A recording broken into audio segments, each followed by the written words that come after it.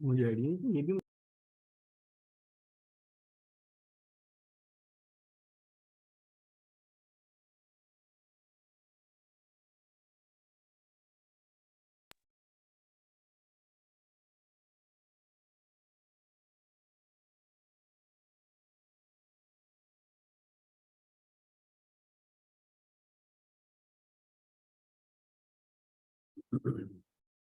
अस्सलाम वालेकुम जी। आ, आप सब लोगों को मैं वेलकम करता हूँ इस सेशन में। आज का सेशन एचआर का बड़ा इंपॉर्टेंट सेशन है। जैसे जैसे एचआर इवॉल्व होता चला गया वैसे वैसे उस एवोल्यूशन के अंदर, उस इर्तका के अंदर डेवलपमेंट होती चली गई। राइट। अब this is the very much important कि हम इसको अंडरस्टैंड करें कि एग्जिट मैनेजमेंट होती क्या है। राइट। और एग्जिट मैनेजमेंट की जरूरत क्या है। जो लोग चले गए, ऑर्गेनाइजेशन छोड़ के चले जाते हैं, उनके हवाले से हमें फिक्रमंद होने की क्या ज़रूरत है। ऑर्गेनाइजेशन उसके ऊपर क्यों इतना ज़्यादा काम कर रही है, उसके बारे में इतनी ज़्यादा फिक्रमंद क्यों है कि यार जो एक एग्जिट मैनेजमेंट का प्रोसेस है उसको भी एक स्मूथ वे में करने की ज़रूरत है। राइट। बहुत सारे सेक्टर्स, बहुत सारी ऑर्गेनाइजेशन पाकिस्तान में अभी भी मौजूद हैं जो कि एग्जिट मैनेजमेंट के ऊपर इतना ज़्यादा फोकस नहीं कर रही। लेकिन जैसे जैसे उनका बिजनेस इवॉल्व होता जाएगा, जैसे जैसे उनको अपनी रेपुटेशन की, अपनी क्रेडिबिलिटी की, अपनी ब्रांडिंग की फिक्र होती चली जाएगी, जरूरत महसूस होती चली जाएगी, वो अल्टीमेटली इसके ऊपर जरूर आएंगे। एग्जिट मैनेजमेंट एक ऐसा प्रोसेस है जिसकी मदद से आप अपने जो छोड़ के जाने वाले लोग हैं, किसी भी वजह से छोड़ के जा रहे हैं, किसी भी वजह से छोड़ के जा रहे हो, उनको एक वे आउट देते हैं जिससे वो अपने आप को एग्जॉस्ट करते हैं, अपनी फीलिंग्स को एक्सप्रेस करते हैं और अपनी जो वैल्यू है उसको अंडरस्टैंड करने की कोशिश करते हैं। Right. This is a process. Right. इसको हम पाकिस्तानी लोकल पर्सपेक्टिव से भी अंडरस्टैंड करने की कोशिश करेंगे और उसके अलावा हम इसको ग्लोबल पर्सपेक्टिव से भी अंडरस्टैंड करने की कोशिश करेंगे। आज के इस जो हमारा प्रोसेस है, हम देखेंगे कि एग्जिट मैनेजमेंट को किस तरह से इम्प्लीमेंट किया जाता है ऑर्गेनाइजेशन के अंदर, और एग्जिट मैनेजमेंट के प्रोसेस को चलाते हुए कौन कौन से स्टेप में से गुजरा जाता है और कितने लोग हैं, कौन कौन से डिपार्टमेंट हैं जो कि स्टेक होल्डर्स हैं एग्जिट मैनेजमेंट के ऊपर, और ट्रू सेंस में क्या हम एग्जिट मैनेजमेंट की स्पिरिट को समझते हैं। पर्टिकुलरली जब हम बात करते हैं पब्लिक सेक्टर ऑर्गेनाइजेशन की, private sector, government sector organisation की जब हम बात करें, तो हमें अंडरस्टैंड करने की जरूरत है कि एग्जिट मैनेजमेंट होती क्या है। तो हमें इसको अंडरस्टैंड करने की जरूरत है कि एग्जिट मैनेजमेंट क्या होती है। तो हमें सोचते हैं आम फहम अल्फाज में लोग बात करते हैं जब, तो बाकी लोग सोचते हैं, बात करते हैं, फिक्रमंद होने की जरूरत ही महसूस नहीं करते यार जो जा रहे हैं, तो उनके बारे में हमें कंसर्न होने की जरूरत क्या है। राइट। तो मैं यहाँ पे जस्ट अ मिनट जी, अकबर जान आपने कुछ पश्तो में बात की है जो हमें समझ में नहीं आई। ठीक है, मैं खुद हूँ तो पठान, लेकिन पश्तो स्पीकिंग नहीं हूँ। ठीक है, थैंक यू। बाकी लोगों के लिए भी आप ये इसका तर्जमा लिख दें ताकि उनको समझ आ जाए। Thank you. मैंने कहा शायद कोई क्वेश्चन आया ना।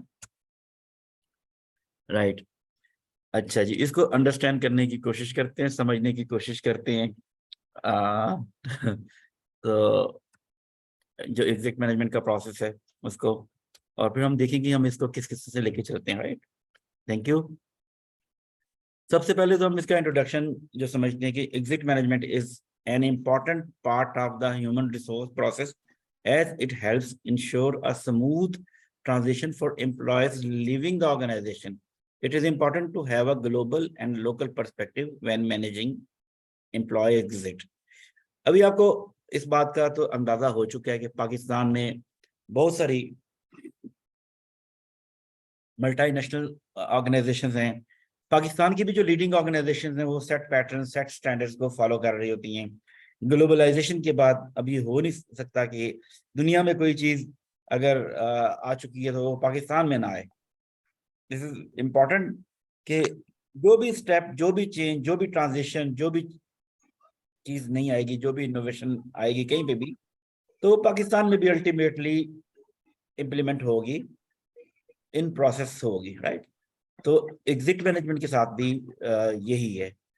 तो मैं यहाँ पे इस चीज को अंडरस्टैंड करने की कोशिश करूंगा कि आप लोग अपना पर्सपेक्टिव दें मुझे, बैठिए। मैं आप लोगों का मैं एक को जो है पार्टिसिपेशन लेना चाहूंगा कि आपकी ऑर्गेनाइजेशंस के अंदर एग्जिट मैनेजमेंट को कितनी वैल्यू दी जाती है, कितना अंडरस्टैंड किया जाता है, और इसकी वेटेज क्या है, क्या सीरियसली इसको लिया भी जाता है कि नहीं लिया जाता। इस जो एचआर का एक इम्पॉर्टेंट कंपोनेंट है, और इसको आप लोग अपने सारे जो प्रोसेसेस हैं, स्ट्रेटेजिक प्रोसेसेस हैं, उनमें एग्जिट मैनेजमेंट को कहाँ पे रैंक करते हैं, कहाँ पे इसको रेट करते हैं। जी प्लीज।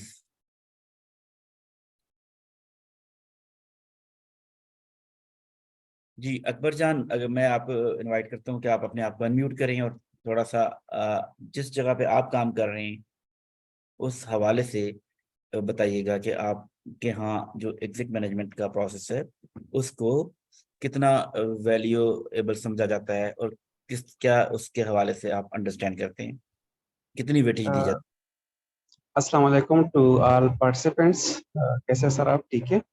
अच्छा सर, एग्जिट मैनेजमेंट में अगर अपनी बात करूँ तो मैं तो एक पब्लिक सेक्टर कंपनी में काम कर रहा हूँ जो कि पावर डिवीजन के अंडर है। है? तो ठीक है। जिस तरह के अट्रैक्शन रेट मतलब प्राइवेट कंपनीज में होता है ना, वो तो हमारे कंपनी में नहीं है। क्योंकि पब्लिक सेक्टर कंपनीज में ये जो एग्जैक्ट है ना, ये इतनी ज़्यादा नहीं होती। अगर एग्जैक्ट होती भी है तो वो तो या रिटायरमेंट पे होती है, और मेरे ख्याल से सिर्फ रिटायरमेंट पे ही होती है, और या अगर मतलब यहाँ से कोई बहुत अच्छी अपॉर्चुनिटी उनको मिले, जो कि वो भी बहुत कम ही होता है। तो जी ज़्यादातर वो अपने इदारे में ही रहते हैं। तो फिर मैं अगर रिटायरमेंट भी एग्जैक्ट की बात करूँ कि वो हम कैसे मैनेज करते हैं और हम क्या करते हैं, तो उसके लिए हमारे जो मतलब टर्मिनल बेनिफिट जितनी भी चीज़ें होती है ना, तो वो हम उनको देते हैं। और उसके अलावा मतलब हम उस बंदे के ऑनर में मतलब एक छोटी-सी पार्टी भी अरेंज करते हैं। बाकी जिस तरह के प्राइवेट सेक्टर में मतलब बेसिक मैनेजमेंट होता है, प्रॉपर इंटरव्यू होता है, आप क्यों जा रहे हैं, क्या वजह थी, आप हमें फीडबैक दे दें ताकि हम प्रोसेस को इम्प्रूव कर सकें। इस तरह की चीज़ें मतलब हमारे यहाँ नहीं होती, क्योंकि ज़ाहिर-सी बात है जब एग्ज़िट होगी ही नहीं, कोई छोड़ के ही नहीं जाएगा, तो उस चीज़ की नौबत ही नहीं आती। तो सर इतना ही। Thank you. बिल्कुल, थैंक यू वेरी मच कि आपने अपना एक गवर्नमेंट सेक्टर में, जो पब्लिक सेक्टर में ऑर्गेनाइजेशन है, उसका अपना एक्सपीरियंस शेयर किया हमारे साथ। यहाँ पे प्राइवेट सेक्टर से भी बहुत से लोग हमारे साथ मौजूद हैं।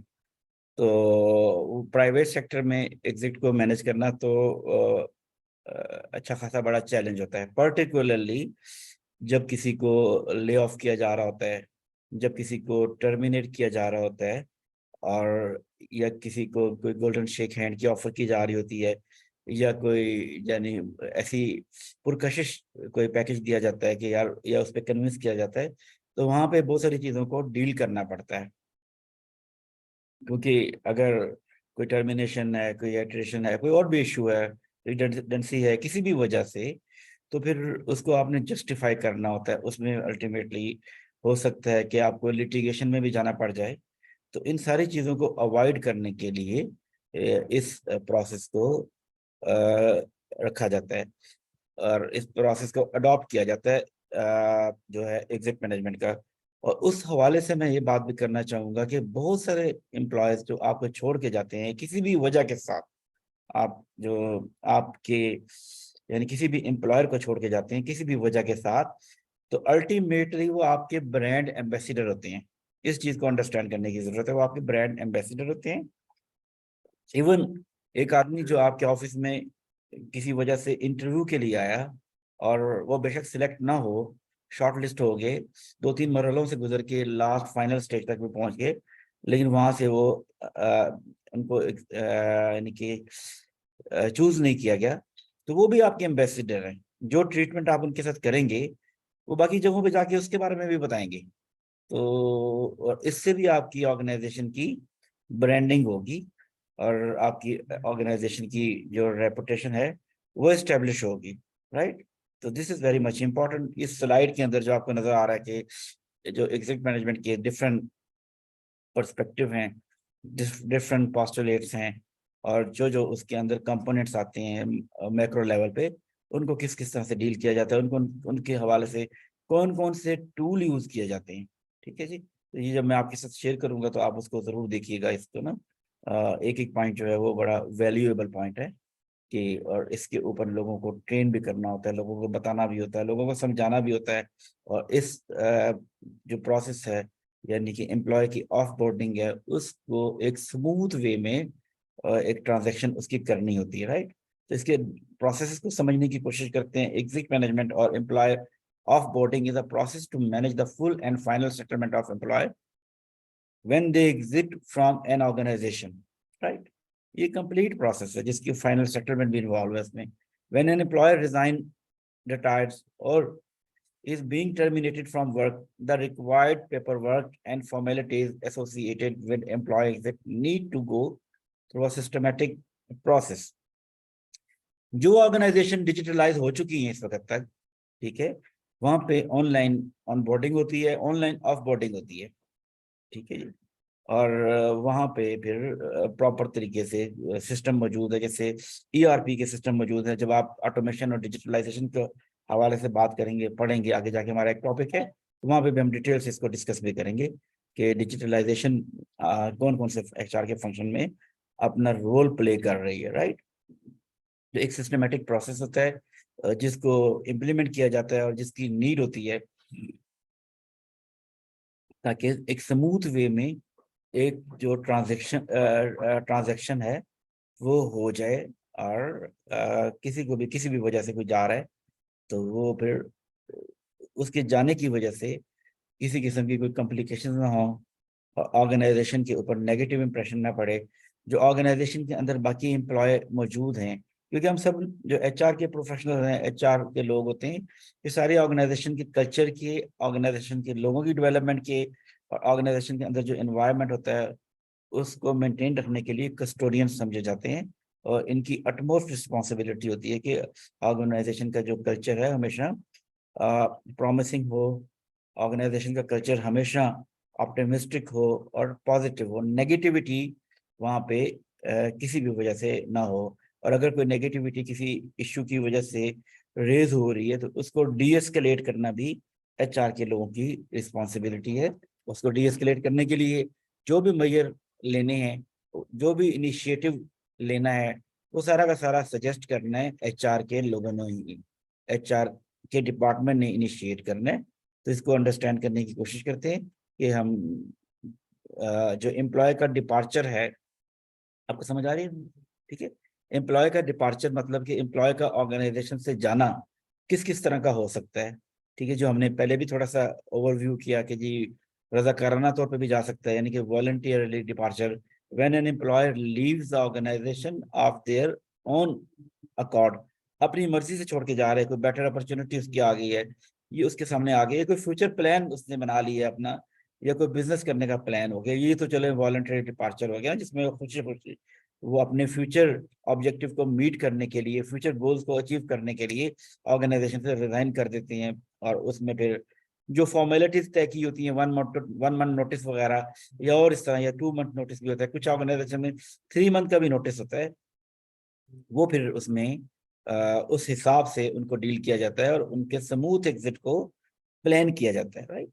फिर इनवॉलंटरी डिपार्चर, यानी उसके बिल्कुल बरक्स कह सकते हैं आप, when an employee is terminated from the organisation, किसी भी वजह से, राइट साइजिंग होगी, या गोल्डन शेक हैंड आपने करवा दिया एम्प्लॉय का, या कि आपने डाउन साइजिंग कर दी ऑर्गेनाइजेशन की, रिस्ट्रक्चरिंग कर दी, री इंजीनियरिंग कर दी ऑर्गेनाइजेशन में, हो सकता है कि कोई पोजीशन वो एक्स्ट्रा हो रही हो, जॉब एवेल्युएशन कर ली, जॉब एनालिसिस कर लिया, ये भी हम जाके हम पढ़ेंगे, जॉब एवेल्युएशन और जॉब एनालिसिस, जॉब के ऊपर वर्कलोड क्या होता है उस हिसाब से, और फिर कितना हेडकाउंट चाहिए होता है आपके ऑर्गेनाइजेशन में।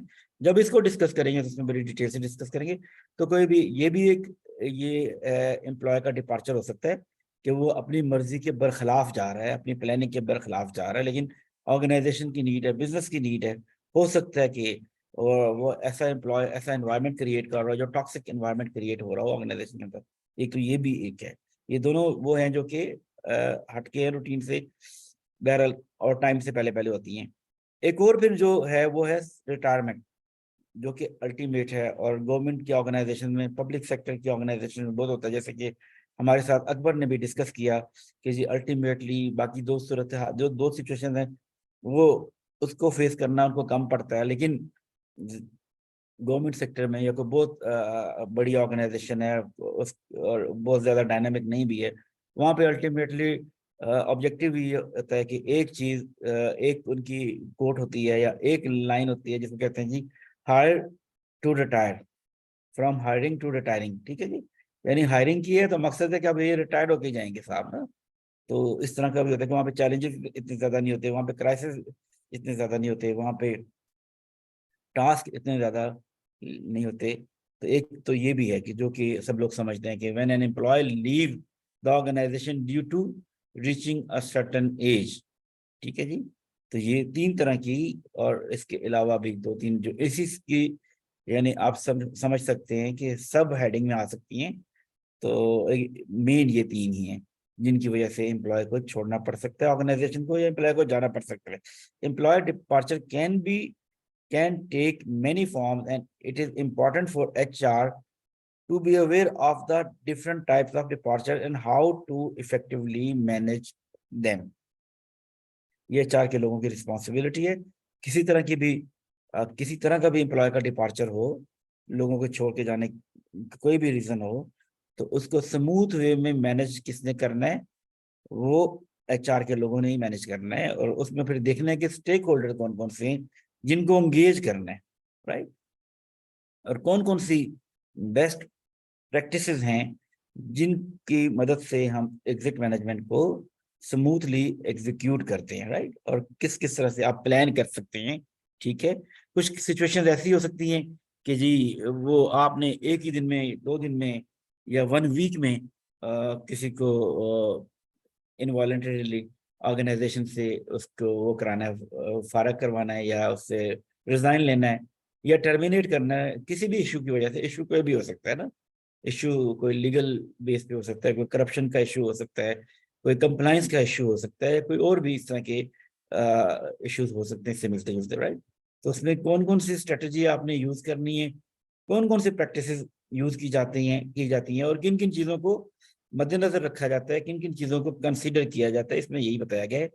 Develop a comprehensive exit plan. आप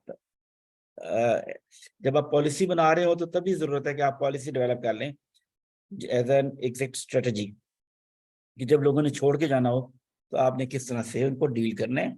create a plan that outline the steps to be taken when an employer leaves the organisation. आपके पास जो एग्जिट मैनेजमेंट है उस हवाले से पॉलिसी डेवलप होनी चाहिए और सबको उसके बारे में पता होना चाहिए। ठीक है, लोगों को टीच करने की जरूरत होती है कि आप लोगों को बताएं कि ये पॉलिसी एग्जिस्ट करती है। Ensure compliance with local laws. Be aware of any local laws that may affect the exit process and ensure compliance. ये ना हो कि आपने लिखा हुआ है कि जी वन एम्प्लॉय या एम्प्लॉयर कोई भी छोड़ के जाना चाहे तो 1 मंथ नोटिस है, या 3 मंथ नोटिस है, या 2 मंथ नोटिस है, आप उसके बगैर ही उनको फारग कर रहे हैं, टर्मिनेट कर रहे हैं। ठीक है जी, ऑर्गेनाइजेशन की नीड नहीं है आपको, फिर साथ में लिखा होगा कि आपको 1 मंथ सैलरी भी देनी पड़ेगी।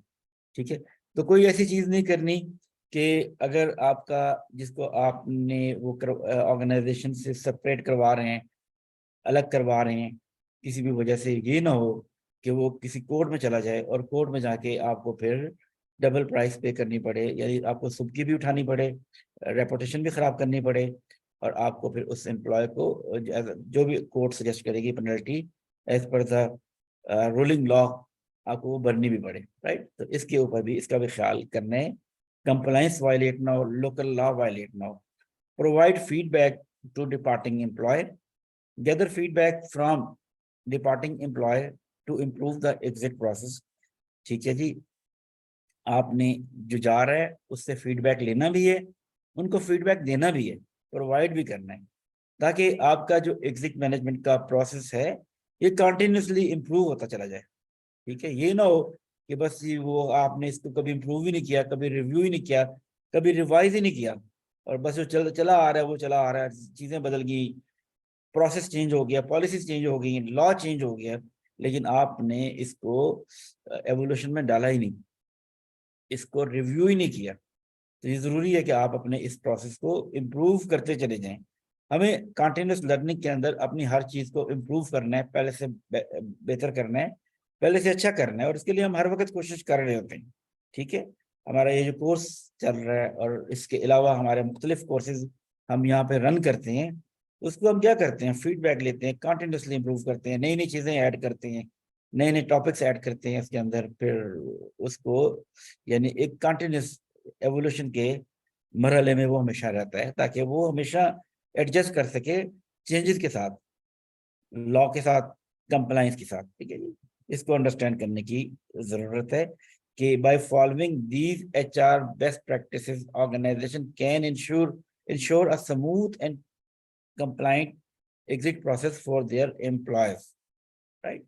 ताकि आप किसी किस्म की लिटिगेशन में ना जाएं, आप किसी किस्म के तनाज़े में ना जाएं, किसी किस्म के कन्फ्लिक्ट में ना जाएं। ये ना हो कि आपकी ऑर्गेनाइजेशन का जो एडमिन मैनेजर साहब हैं वो हमेशा फिर कोर्ट के चक्कर लगाते रहें, ठीक है, कभी इस कोर्ट में कभी उस कोर्ट में। तो इन चीज़ों को अवॉइड करने के लिए फिर हमें ज़रूरत है कि हम क्या करें।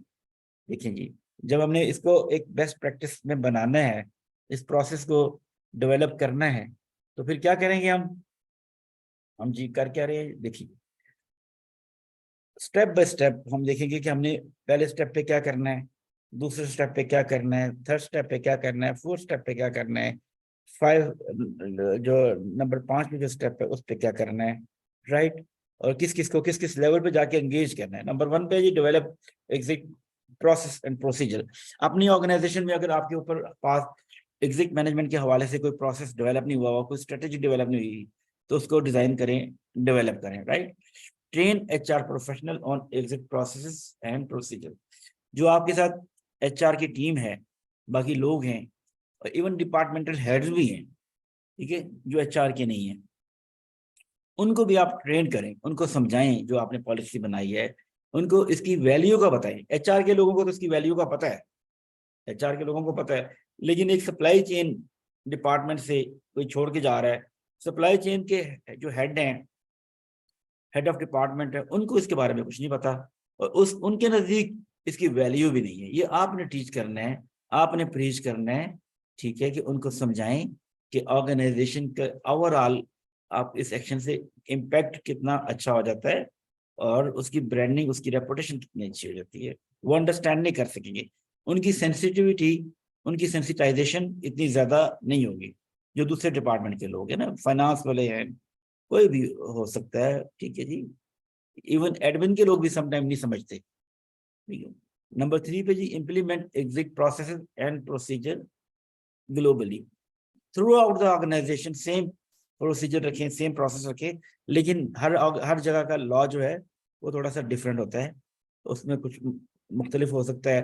किसी जगह पे मिनिमम वेज कुछ हो रहा है, किसी जगह पे मिनिमम वेज कुछ हो रहा है, इस तरह की और भी चीजें होंगी ना।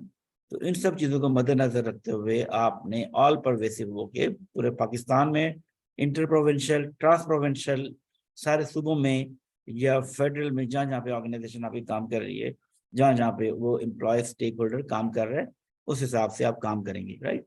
जैसे अभी इस्लामाबाद के अंदर अभी मिनिमम वेज कितनी हुई है, 32 हो चुकी है ना।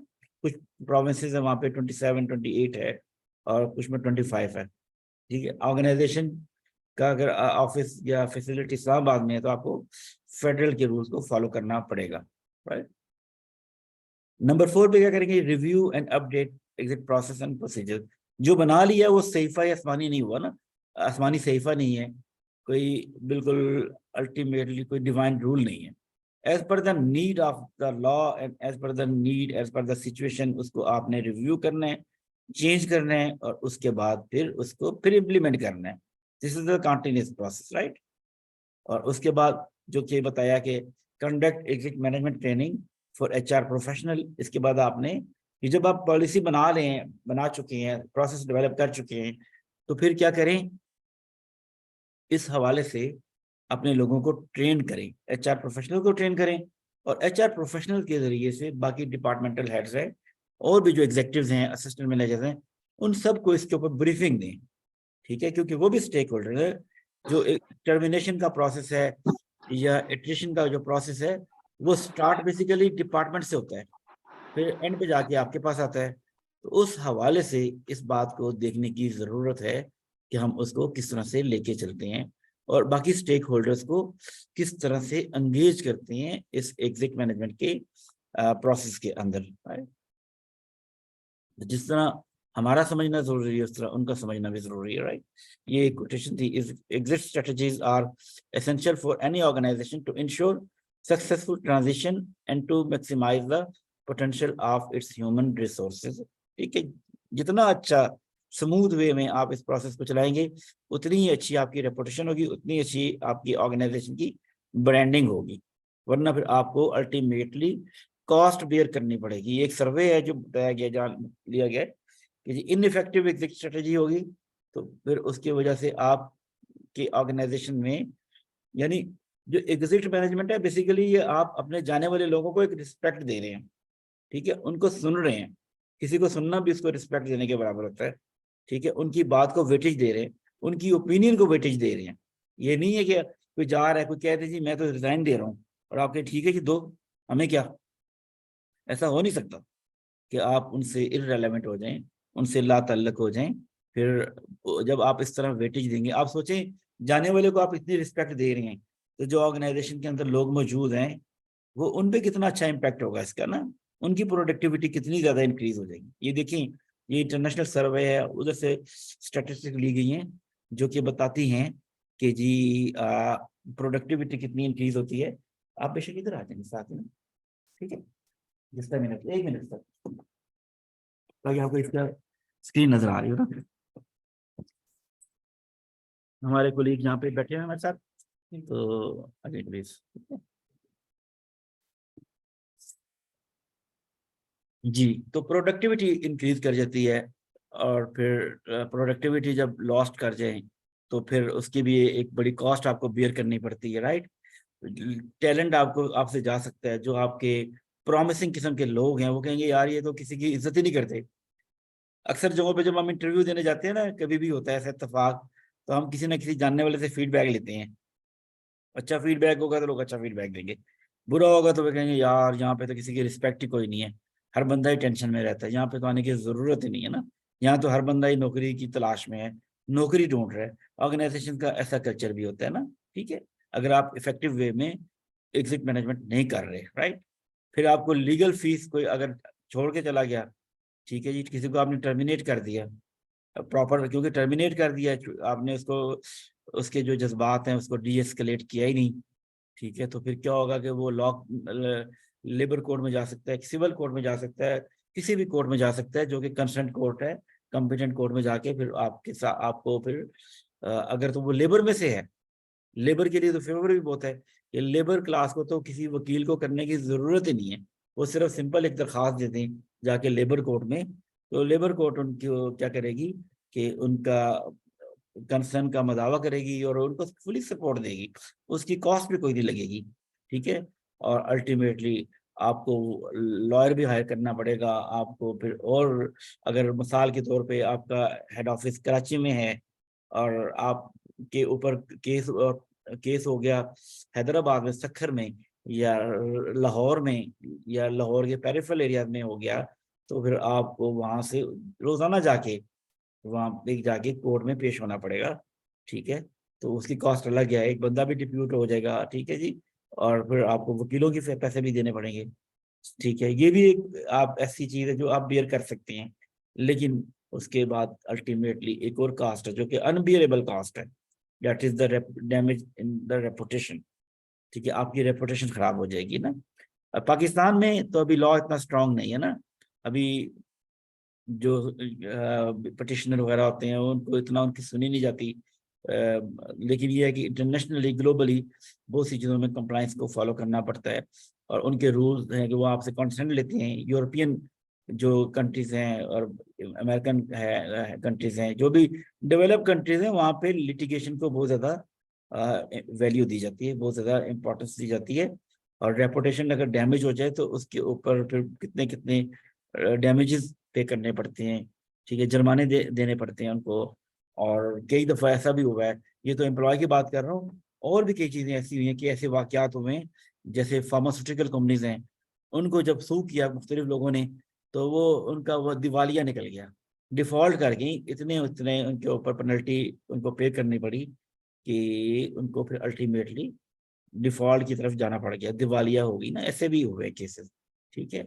तो इन चीज़ों से बचने के लिए, ये हम ग्लोबल पर्सपेक्टिव भी देख रहे हैं ना, इन चीज़ों से बचने के लिए डैमेज, रेपुटेशन अगर डैमेज हो गई तो वो तो फिर समझ लें बहुत सी दफ़ा में इरिवर्सिबल हो जाती है कि क्या कहते हैं कि उसको आप वापस नहीं लेके आ सकते ना, ठीक है। तो this is also an important, ये इस स्लाइड में ये बताया गया कि रेगुलेशन में किन वजूहात की बिना पे आपको देखना पड़ता है इसको, कंप्लाइंस की वजह से या लॉ की वजह से, और बाकी जो चीजें मौजूद हैं वो सारा इस पर्सपेक्टिव से, ठीक है। और अल्टीमेटली आपको बेनिफिट क्या मिलता है एग्जिट मैनेजमेंट का? देखिए, आपका एम्प्लॉय सेटिस्फाइड होता है, वो पता है उसको वेटेज मिला है, उसकी वैल्यू को देखा गया है। ये भी एक सर्वे है जिसकी हमने फाइंडिंग यहाँ पे आपके साथ शेयर की गई है कि most respondent were very satisfied with the exit management process. किसी के दिल में बॉस के हवाले से कोई भी बात होगी ना, आप उसको सुनते हैं, वो कहते हैं यार एचआर वाले ये बात तो सुन रहे हैं, एचआर वाले जब बेशक जा भी रहा होगा, टर्मिनेट होके जा रहा होगा, नाराज होके जा रहा होगा, खफा होके जा रहा होगा, ठीक है, लेकिन वो कहेगा यार नहीं यार देखो, एचआर तक मेरी बात पहुंची है, एचआर ने वेटेज दी है, चले मैं तो जोड़ छोड़ के जा रहा हूँ, लेकिन बाकी आने वाले लोगों के लिए ये एक वो चेंज होगी, तब्दीली होगी, तो उनको इस तरह सफर नहीं करना पड़ेगा, राइट। तो ये इसका एडवांटेज है जो हम सर्वेज करते हैं ये, और फिर क्या एनालिसिस करते हैं और मुख्तलिफ फीडबैक लेते हैं और एग्जिट इंटरव्यू करते हैं उसकी वजह से, राइट। तो ये मैंने जो बात की लीगल कंसिडरेशन, तो इसको देखने के लिए भी ज़रूरी है कि हम एक स्मूथ वे में इस प्रोसेस को लेके चलें, ताकि हम कंप्लाइंस को फॉलो करें। हमारे लिए कोई लिटिगेशन के हवाले से, कोई कानूनी नुक्ताचीनी के हवाले से या कोई और इस तरह की बात के हवाले से कोई किसी तरह हमारी ऑर्गेनाइजेशन को सफ़र ना करना पड़े। मैंने ऐसा भी देखा है कि कुछ ऑर्गेनाइजेशन में सीईओ तक को भी जाना पड़ता है, कोर्ट में प्रेजेंट होना पड़ता है। अगर कोई केस ऑर्गेनाइजेशन के ऊपर चल रहा हो तो कोर्ट किसी को भी किसी टाइम पे बुला सकती है, हालांकि उनको रिप्रेजेंट एडमिन मैनेजर या एचआर के लोग ही करते हैं और साथ में लीगल एडवाइजर वगैरह करते हैं। तो ये इन चीज़ों से बचने के लिए, इस तरह के किसी चीज से बचने के लिए फिर हम इस तरह करते हैं कि हम इसको स्मूथ वे में लेके चलें। अब जब भी किसी को किसी ने जाना है, डिपार्चर होना है किसी भी एम्प्लॉय का, किसी भी तरह से, किसी भी वजह से, तो फिर उसको उसके साथ कम्युनिकेट करना, उसके साथ निगोशिएट करना, उसके साथ डायलॉग करना बड़ा ज़रूरी है, ठीक है। उसको डायलॉग करें, उसको बताएं, HR meet with employee to discuss exit plan. आप उसको एतमाद में लें, जो आपका जिसको आप लेके जा रहे हैं उसको आप एतमाद में लें और उसको ट्रस्ट में लें। ट्रस्ट में लेने के बाद आप उससे बात करें कि जी हम ये चाह रहे हैं कि हम आपको, आप छोड़ के जा रहे हैं, किसी भी वजह से छोड़ के जा रहे हैं, अपनी मर्जी से छोड़ के जा रहे हैं, उसको बताएं, उसको कम्युनिकेट करें, हम यही हमारे मरहले हैं, इस तरह से हम चलेंगे, ठीक है जी। और उसको टाइमलाइन बताएंगे क्या, किस किस मरहले, किस किस दिन में जाके क्या क्या काम करना है, कैसे कैसे उसका जो एग्जिट का प्रोसेस है उसको करेंगे। उसको communicate the detail of the exit plan कि जी कौन कौन सी चीज़ें उससे रिक्वायर्ड हैं, कौन कौन सी चीज़ों की ज़रूरत है। आप इसको एक दिन में भी कर सकते हैं, मुख्तलिफ मरहलों में भी कर सकते हैं और मुख्तलिफ लोगों के जरिए भी कर सकते हैं ना, ठीक है। Is given a list of task to complete before their exit. आप ये भी बता सकते हैं कि जी जो जो उनके जिम्मे ड्यूटीज असाइन की गई हैं, आपने उनको किस किस तरीके पे, किस किस टाइम लाइन के हवाले से, किस किस डेडलाइन के हवाले से उनको कंप्लीट करना है, ठीक है जी। ये जरूरी चीज है। HR and employer review the exit plan and make any necessary change. ये भी देखें और बात करें और एम्प्लॉय के साथ बैठ के डिस्कस करें। हो सकता है एम्प्लॉय कह रहा हो जी मुझे जरा, मैं तो ज्यादा एक महीना 1 मंथ नोटिस पीरियड पूरा नहीं कर सकता, या मुझे बीच बीच में फिर रिलैक्स करने की जरूरत है कि मुझे ये कुछ छुट्टियां चाहिए, मेरी छुट्टियों को एडजस्ट करें बीच में, मेरी जो लीव्स हैं, प्रिविलेज लीव्स हैं, एनुअल लीव्स हैं, वो एडजस्ट कर लें, मैंने कहीं और जाके ज्वाइनिंग देनी है। कोई भी इशू हो सकता है जो वो डिस्कस कर सकते हैं एम्प्लॉय, ठीक है जी। या मेरा ये प्रॉब्लम है, ठीक है। Employee sign off and on the exit plan and given a copy for their records, ठीक है। एम्प्लॉय साइन करे कि ठीक है जी मुझे मुझसे ये चीज़ें रिक्वायर्ड हैं, मैंने ये चीज़ें ऑर्गेनाइजेशन के हवाले करनी है, और मेरा ये टास्क है जो मैंने कंप्लीट करना है, राइट। उसके बाद फिर आप जाके उसके साथ शेयर करें। उसके साथ कम्युनिकेट करना बहुत ज़्यादा ज़रूरी है, चाहे किसी भी वजह से जा रहा हो, ठीक है। कम्युनिकेशन के वजह से आपकी आपस में एक रिलेशनशिप स्मूथ हो जाएगा।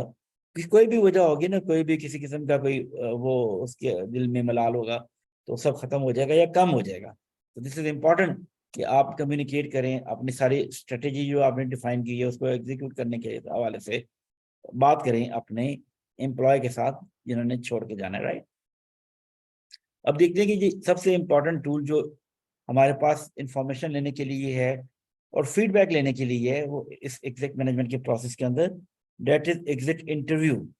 ठीक है, तो इसमें देखने की जरूरत है कि कौन कौन सी टेक्निक यूज की जाए, कैसा एनवायरनमेंट क्रिएट किया जाए जब आप एग्जिट मैनेजमेंट का प्रोसेस एग्जीक्यूट करवा रहे हैं, जब एग्जिट इंटरव्यू करवा रहे हैं, ठीक है, जो कि एक रिकॉर्ड का हिस्सा बनना है।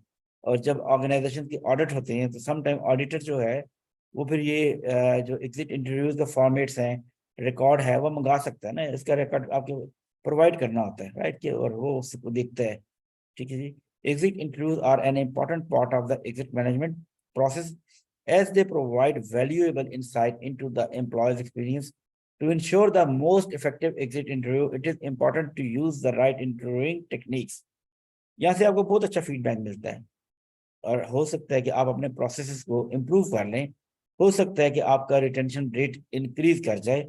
हो सकता है कि आपकी ऑर्गेनाइजेशन का टर्नओवर रेट ज्यादा हुआ हो, जिसको मैनेज करना आपके लिए चैलेंज हुआ हो। लेकिन अगर आप ट्रू सेंस में एग्जिट इंटरव्यूज करते हैं, इस टूल को यूज करते हैं, तो फिर आपको उसका बेनिफिट ये है कि आप अपनी पॉलिसीज को इम्प्रूव कर सकते हैं, अपनी स्ट्रेटेजीज को इम्प्रूव कर सकते हैं, जो कि अल्टीमेटली हेल्पफुल होगा आपके लोगों के लिए, आपकी ऑर्गेनाइजेशन के लिए, और आपकी ऑर्गेनाइजेशन के अंदर जो रिटेंशन है उसको बढ़ाने के लिए, इंक्रीज करने के लिए, ताकि लोग छोड़ के ना जाएं।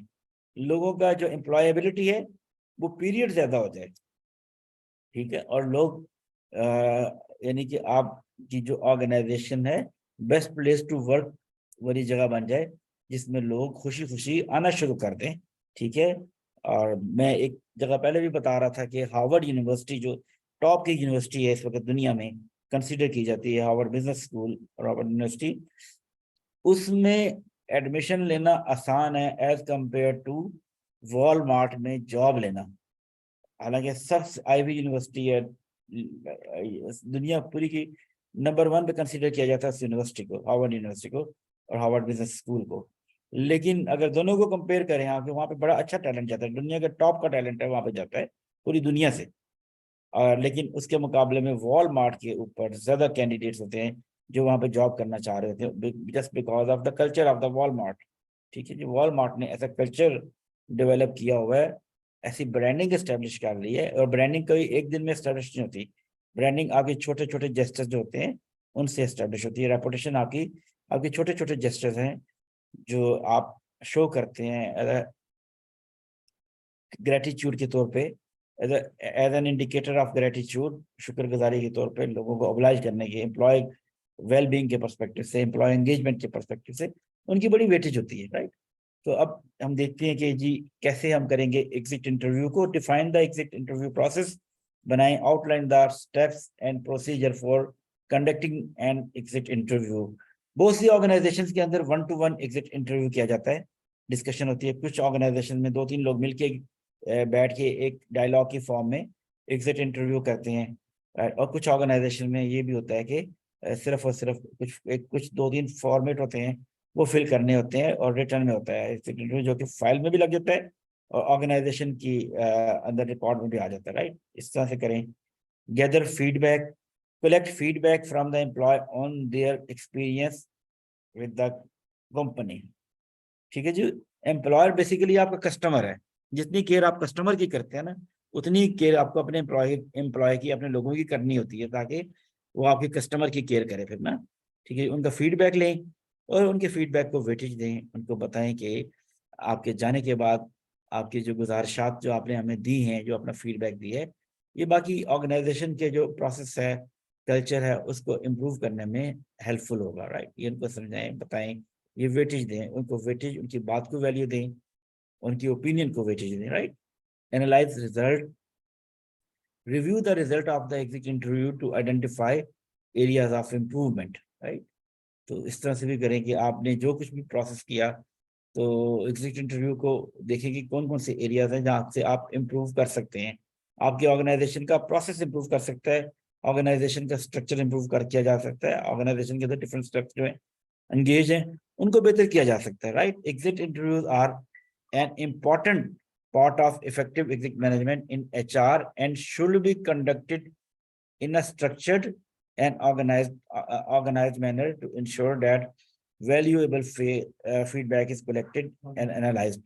इसमें आपने ये करना है कि इसको स्ट्रक्चर करना है, ठीक है। ऐसे नहीं है कोई हैपाजर्ड हो जाए, ठीक है। आपने स्ट्रक्चर ही नहीं किया, जब स्ट्रक्चर ही नहीं किया होगा तो हो सकता है जब इंटरव्यू करके बैठ जाए आप, ठीक है, और जो एम्प्लॉय है वो चला जाए घर में अपने, उसके बाद जब उसको असेस करने लगे आप उस सारी चीजों को, तो पता चले कि आपके पास तो डिजायर्ड इन्फॉर्मेशन ही नहीं आई, आपके पास तो फर्स्ट हैंड फीडबैक ही नहीं आया, ठीक है, जिस जो कि आप यूज कर सकें।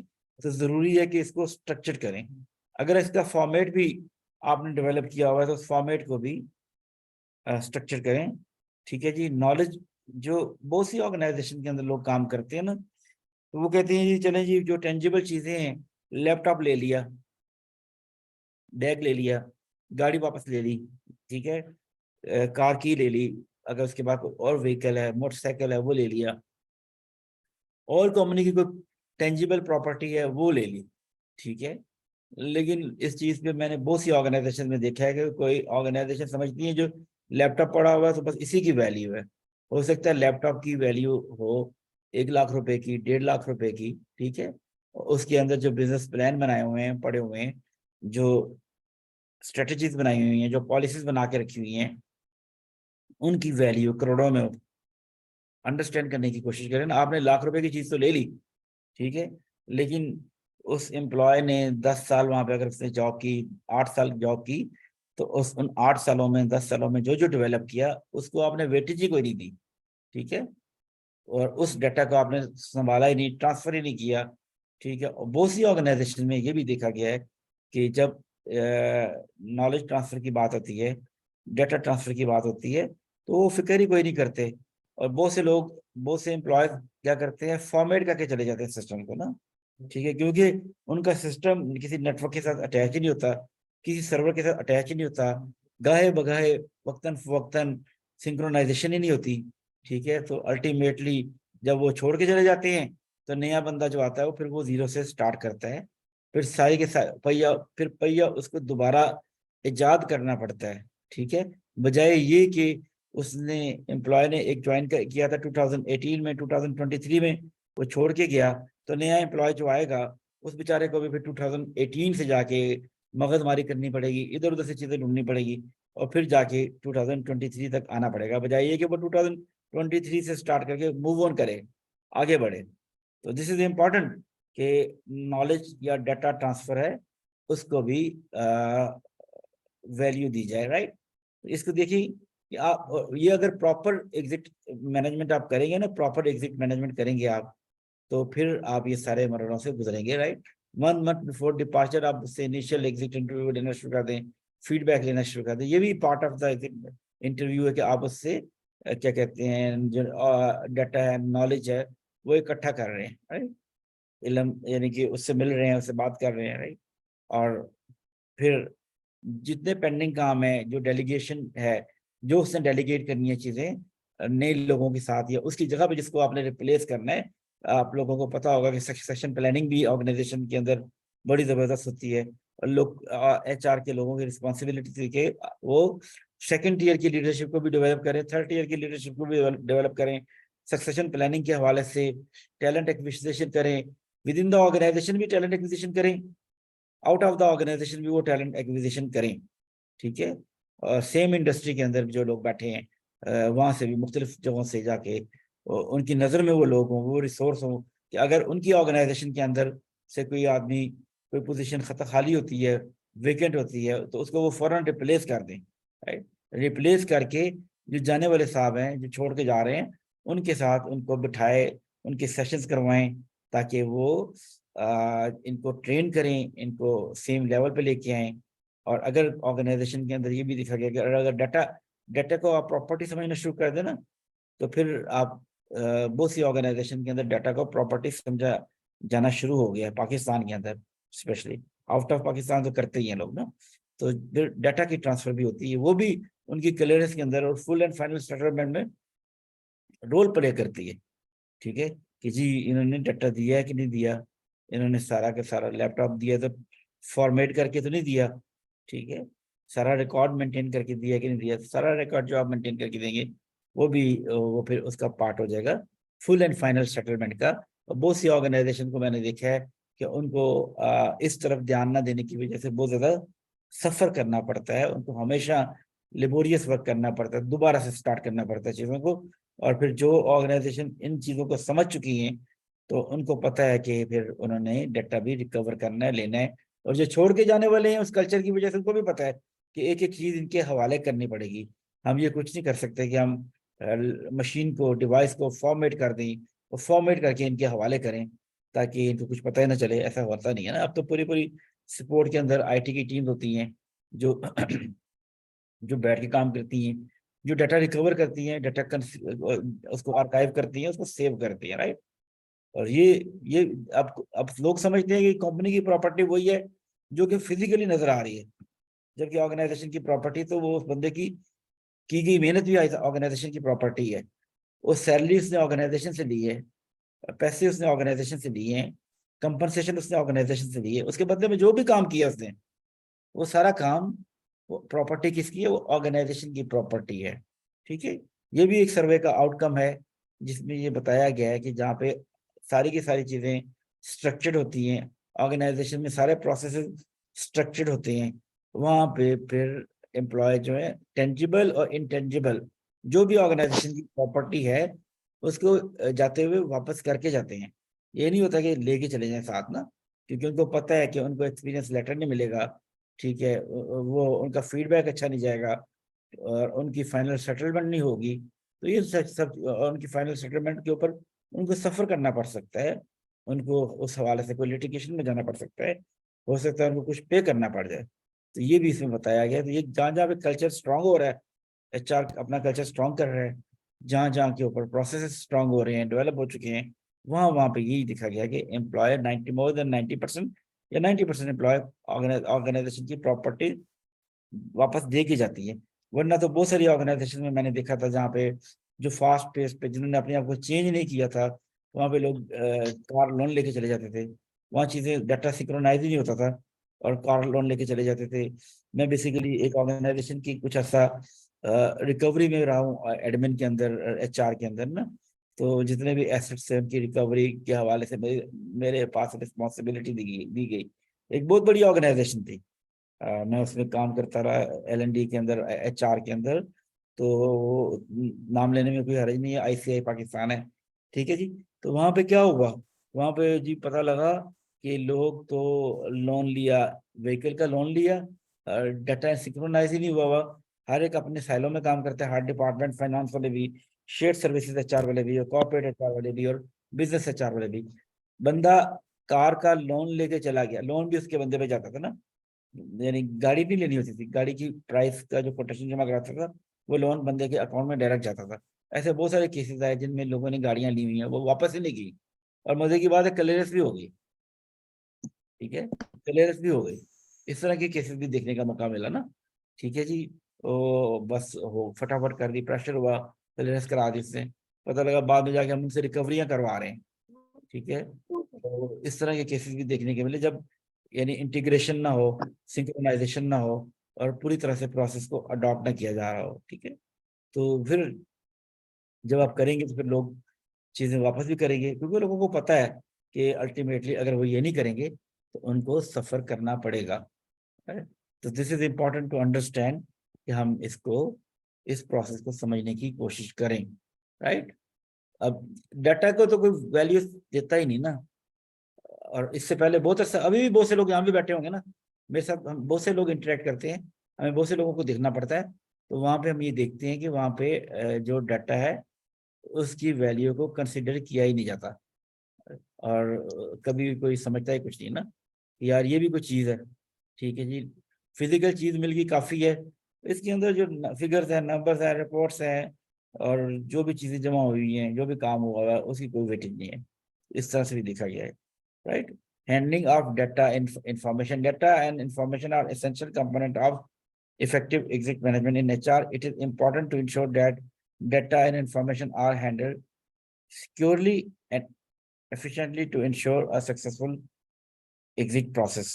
तो इसको भी समझने की कोशिश करें कि जो डाटा आपने रिकवर करना है और जो डाटा आपने उन्होंने आपके साथ शेयर करना है इंफॉर्मेशन के पर्सपेक्टिव में, उसको भी आपने केयरफुली हैंडल करना है।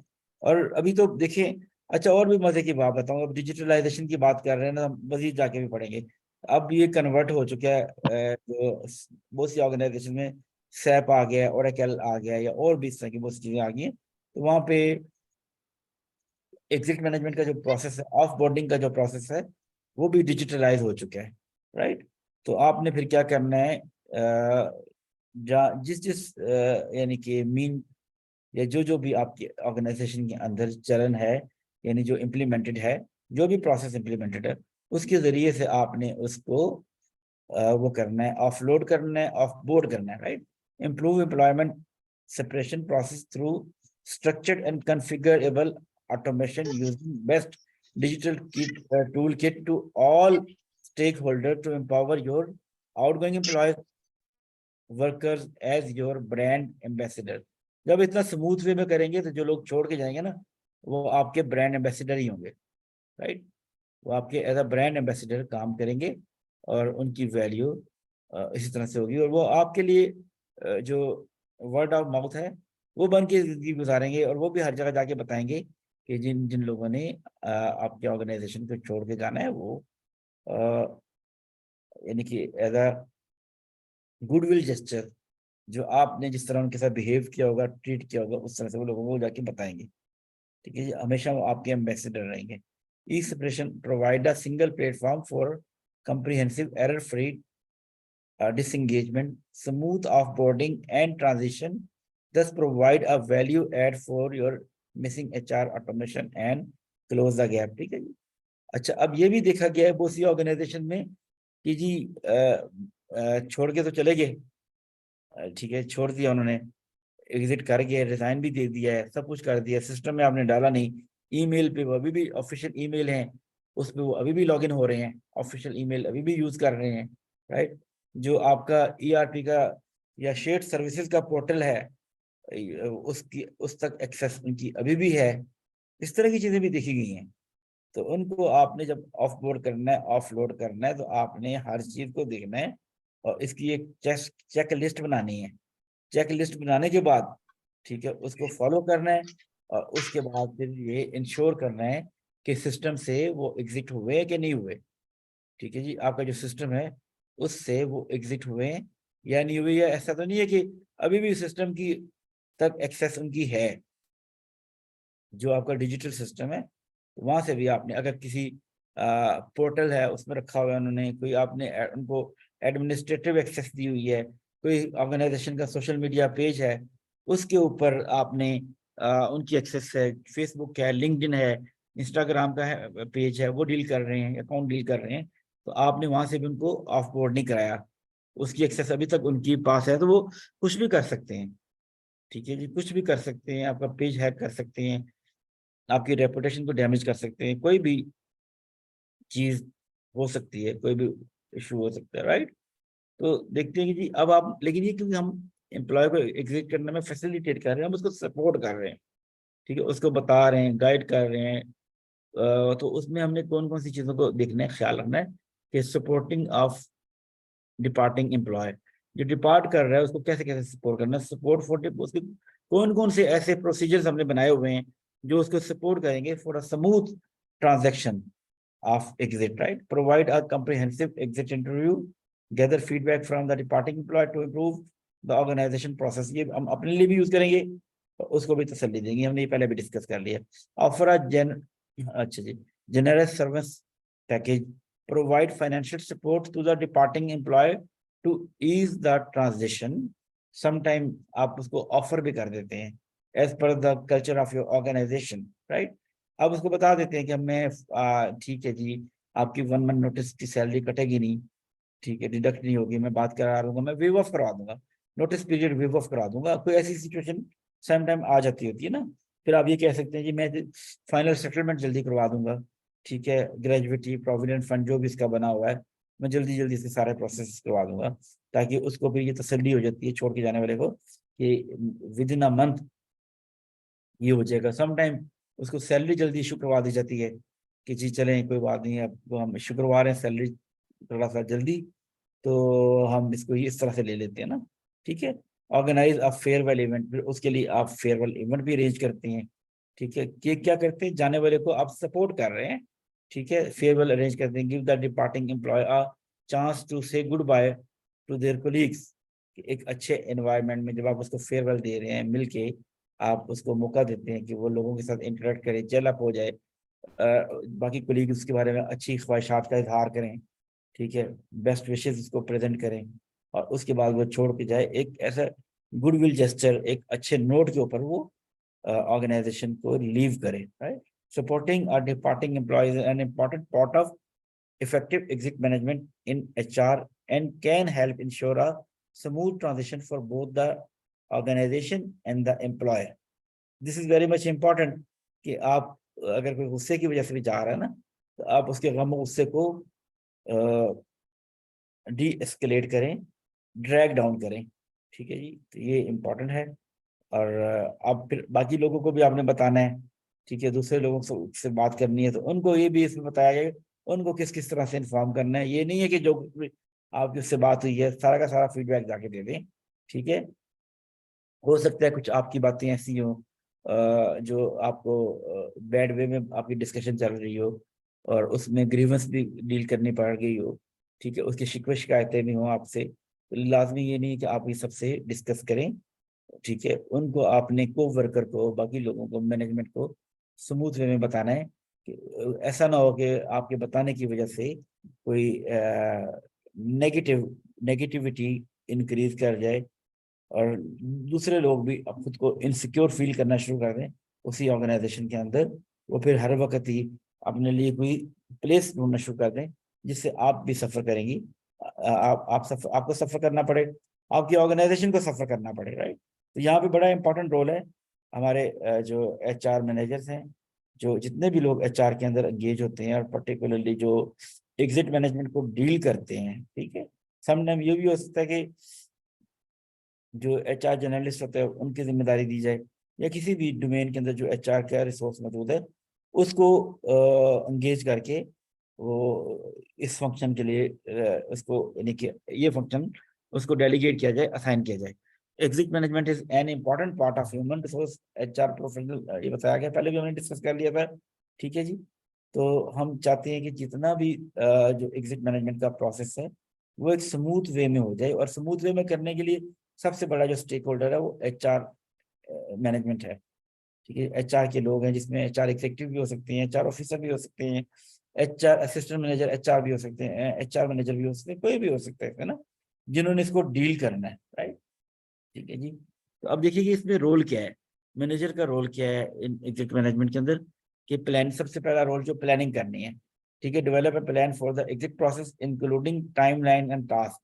सारे सारे जितने भी उसकी एक चेक लिस्ट बनानी है वो मैनेजर ने बनानी है, ठीक है, उसकी टाइमलाइन डिफाइन करनी है, डिवाइस करनी है, और देखना है कि किस किस मरहले में, जो हमने पहले भी डिस्कस किया अभी थोड़ी सी पहले ना, कि किस किस दिन में कौन कौन सा काम करना है, ठीक है जी। अपने हिसाब से प्लान कर लेना है, 1 दिन में करना है, 2 दिन में करना है, 1 वीक में करना है, किसी को एंगेज करना है उनके साथ, तो ये सारा का सारा प्लान करना है मैनेजर ने, राइट। कम्युनिकेशन आ जाता है, ensure that all stakeholder are informed of the exit process, सबको पता हो, सब इसके ऊपर ट्रेन हो, किसी के लिए कोई चीज सरप्राइजिंग ना हो, right. Documentation, create and maintain record of the exit process, हर चीज को के मिनट्स बनाएं, हर चीज को रिकॉर्ड में लेके आए, जो भी डिस्कशन है उसके मिनट्स बनाएं, उसको रिकॉर्ड में लेके आए, उसके कंसर्न को रिकॉर्ड में लेके आए, ये भी सारा डॉक्यूमेंट करें, right. The manager plays key role in ensuring that the exit process is effective and efficient from planning to communication to documentation. ये जो तीनों दर्जे है ना, प्लानिंग से एग्जीक्यूट करना है आपने ना, कम्युनिकेट करना है, एग्जीक्यूट करना है, फिर उसको रिकॉर्ड के अंदर भी लेके आना है, कम्युनिकेशन, डॉक्यूमेंटेशन, इन सब के ऊपर आपने फोकस करना है। और ऐसा ना हो कि कोई चीज मिस हो जाए, this is important to understand, कुछ मिस नहीं होना चाहिए, right. Succession planning is the key to effective executive management in HR. अगर आप सक्सेशन प्लानिंग आपकी अच्छी है ना, succession planning is also an important thing. आपको इसका आइडिया है सक्सेशन प्लानिंग का? ये इससे रिलेटेड, आपकी कामयाबी से रिलेटेड है। नहीं, सक्सेशन प्लानिंग ये होती है ना, सक्सेशन, नायब, यानी अगर आप के यहाँ सपोज आपके ऑर्गेनाइजेशन में एक मैनेजर साहब काम करते हैं, मैनेजर सप्लाई चेन है ना, ठीक है, तो उनका सेकंड लाइन भी आपने तैयार करके रखी हो। जब वो छोड़ के जाए ना, तो उन्हीं के डिपार्टमेंट से आपको किसी को आपने डेवलप किया हो और उनको अपग्रेड कर दें। नहीं तो विद इन द ऑर्गेनाइजेशन अगर सक्सेशन प्लानिंग आप नहीं करते, तो फिर नेक्स्ट जो है ना बाहर से उस उधर से लेके आ जाए। सक्सेशन प्लानिंग ऐसे भी होती है कि जैसे आपने एक पोजीशन के लिए 10 लोगों को इंटरव्यू किए, नंबर 1 पे जो आए उनको रख लिया, हायर कर लिया, नंबर 2 और नंबर 3 वाले भी तो टैलेंटेड होंगे ना, कुछ पॉइंट्स की वजह से फर्क हो गया होगा ना। नंबर 1 वाले अगर डिक्लाइन कर देते हैं आपकी जॉब को, ये छोड़ के चले जाते हैं कुछ अर्से बाद, तो आप अगर आपने अर्जेंटली वो रिसोर्स फुलफिल करना है, तो आपने जो टैलेंट पूल डेवलप किया हुआ ना, नंबर 2 नंबर 3 को इन्वाइट कर लें कि जी आप आ जाएं, पहले नंबर 2 को करें फिर नंबर 3 को करें, अगर आपने फटाफट उस पोजीशन को फुलफिल करना है। तो ये आपने ऑर्गेनाइजेशन के अंदर एक अच्छे एचआर प्रोफेशनल की ये रिस्पॉन्सिबिलिटी है कि वो ऑर्गेनाइजेशन के अंदर कि हर पोजीशन के ऊपर उसने सक्सेशन प्लानिंग की हो, यानी हर पोजीशन का उसके पास बैकअप मौजूद हो, ठीक है। तो इसको कहते हैं सक्सेशन प्लानिंग, ठीक है जी। तो अगर सक्सेशन प्लानिंग आपने की होगी, तो कोई भी छोड़ के चला जाएगा ना, तो आप उस रिसोर्स की जगह पर फटाफट नया बंदा हायर कर लेंगे। एचआर की लैंग्वेज में ये कहा जाता है नॉर्मली कि एक पोजीशन को फुलफिल करने के लिए 45 डेज का एक साइकिल होता है, नॉर्मल साइकिल, यानी एक तो 30 डेज उसने 1 मंथ नोटिस दिया उसने, दूसरा फिर मिला के आपने इस दौरान आपने एडवर्टाइजमेंट देना है, हायरिंग करनी है, हो सकता है उसका नोटिस जिसने दिया हुआ है उसका इरादा बदल जाए, वापस रिटेन कर लें आप उसको कुछ अट्रैक्ट करा के, ठीक है। लेकिन अगर ये नहीं होता तो फिर 45 डेज का सर्कल रखा जाता है, समझा जाता है कि ये होगा। लेकिन अगर आपकी सक्सेशन प्लानिंग अच्छी है, आपने की हुई है, तो अल्टीमेटली आप फौरन किसी ना किसी रिसोर्स को लेके आएंगे। उधर किसी ने नोटिस दिया, ठीक है जी, उधर आपने नोटिस पीरियड एक्सेप्ट किया, और नया जो आपके पास यानी पाइपलाइन में पड़ा हुआ है, टैलेंट पूल में पड़ा हुआ है, उसको आपने इनवाइट कर लिया।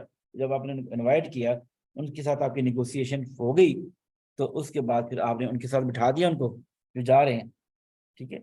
और साथ ही यानी जैसे इनका लास्ट डे होगा, तो उसके नेक्स्ट डे उनका हो सकता है फर्स्ट डे हो, या हो सकता है कि इनके नोटिस पीरियड में वो जॉब स्टार्ट कर दें और सारी चीजें, सारे प्रोसेस को उसको डेलीगेट कर दें, राइट। तो ये दोनों बेसिकली कंकमिटेंट है, एक दूसरे के साथ चलते हैं। और अगर तो आपकी सक्सेशन प्लानिंग अच्छी है, तो फिर आपकी जो एग्जिट मैनेजमेंट है वो भी बहुत ज़्यादा इफेक्टिव होगी और आपको ऑर्गेनाइजेशन को सफ़र करना नहीं पड़ेगा।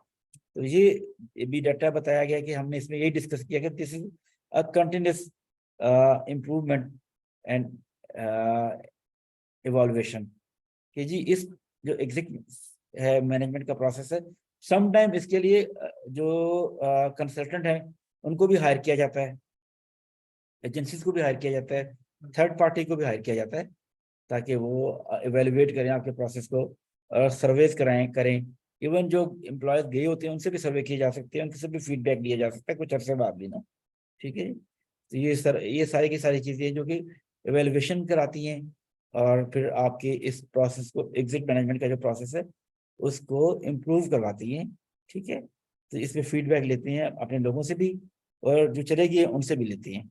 और कुछ ऑर्गेनाइजेशन में एक कल्चर ये भी डेवलप हो रहा है कि जो लोग ऑर्गेनाइजेशन के अंदर जिन्होंने सर्व किया था और जो छोड़ के गए थे, उनको भी ऑर्गेनाइजेशन के मुख्तलिफ प्रोग्राम्स के ऊपर इनवाइट किया जाता है, बुलाया जाता है और उनका आपस में इंटरेक्शन होता है, करंट एम्प्लॉयज़ का और ओल्ड एम्प्लॉयज़ का, फॉर्मर एम्प्लॉयज़ का आपस में इंटरेक्शन होता है। ये भी एक बड़ी ब्रांडिंग के पर्सपेक्टिव से बड़ा अच्छा इनिशिएटिव है।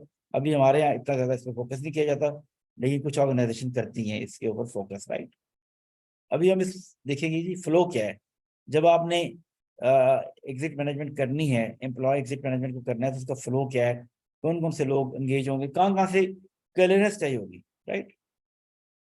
अच्छा, फार्मास्यूटिकल कंपनीज के अंदर हमारे साथ फार्मास्यूटिकल से भी कुलीग हैं, हाई नोन फार्मास्यूटिकल कुलीग हैं। तो मैं बताना चाहूँगा फार्मास्यूटिकल कंपनीज के अंदर क्या होता है, जो फील्ड फोर्स होती है वो उनका नंबर ज़्यादा होता है। अब फील्ड फोर्स और एचआर के बीच में लाइजॉन जो है बहुत ज़्यादा वीक होता है। इवन मैंने बहुत सी फार्मास्यूटिकल कंपनीज में ये भी देखा है, जब देखने का मौका मिला, इत्तेफाक हुआ ऑब्जर्व करने का, केस स्टडी, कि जी फील्ड फोर्स के अंदर से जो टेरिटरी मैनेजर हैं या जो फंक्शनल मैनेजर हैं, जो फ्रंट लाइन मैनेजर हैं या जो भी फ्रंट लाइन वर्कर हैं, वो रिजाइन दे के चले जाते हैं। उनका रिजाइन यहाँ तक पहुंचा ही नहीं होता, हेड ऑफिस तक, एचआर तक पहुंचा ही नहीं होता, ड्यू टू सर्टन रीजन। ठीक है, तो एकदम से कभी कोई सरप्राइज विजिट करने जाता है उस एरिया में, तो पता लगता है कि जिस रिसोर्स की सैलरी जा रही है, जिस रिसोर्स की यानी जिस लाइन मैनेजर की या सैलरीज जा रहे हैं, एक्सपेंस जा रहे हैं, और भी चीजें जा रही हैं, वो तो वहाँ पे एग्जिस्ट ही नहीं करता। ठीक है, वो तो दो चार लोगों ने मिलके ऐसा स्ट्रक्चर बनाया हुआ है कि जी, और हेड ऑफिस को पता ही नहीं है कि जी वो तो छोड़ के गए हुए, उनको भी 3-4 महीने हो चुके हैं। खैर, अब ये चीजें कम होती जा रही हैं डिजिटलाइजेशन की वजह से, लेकिन आज से 5-7 साल पहले, 10 साल पहले ये चीजें बहुत ज्यादा होती थी और पता भी नहीं चलता था ना। ठीक है जी, तो जरूरी है कि हम देखें कि कौन कौन से डिपार्टमेंट की क्लियरेंस जरूरी है और वेरीफाई कैसे करना है एचआर ने। एचआर समटाइम जब उसके पास रिजाइन आए तो वो डायरेक्ट उसको फोन करके के भी वेरीफाई कर सकता है।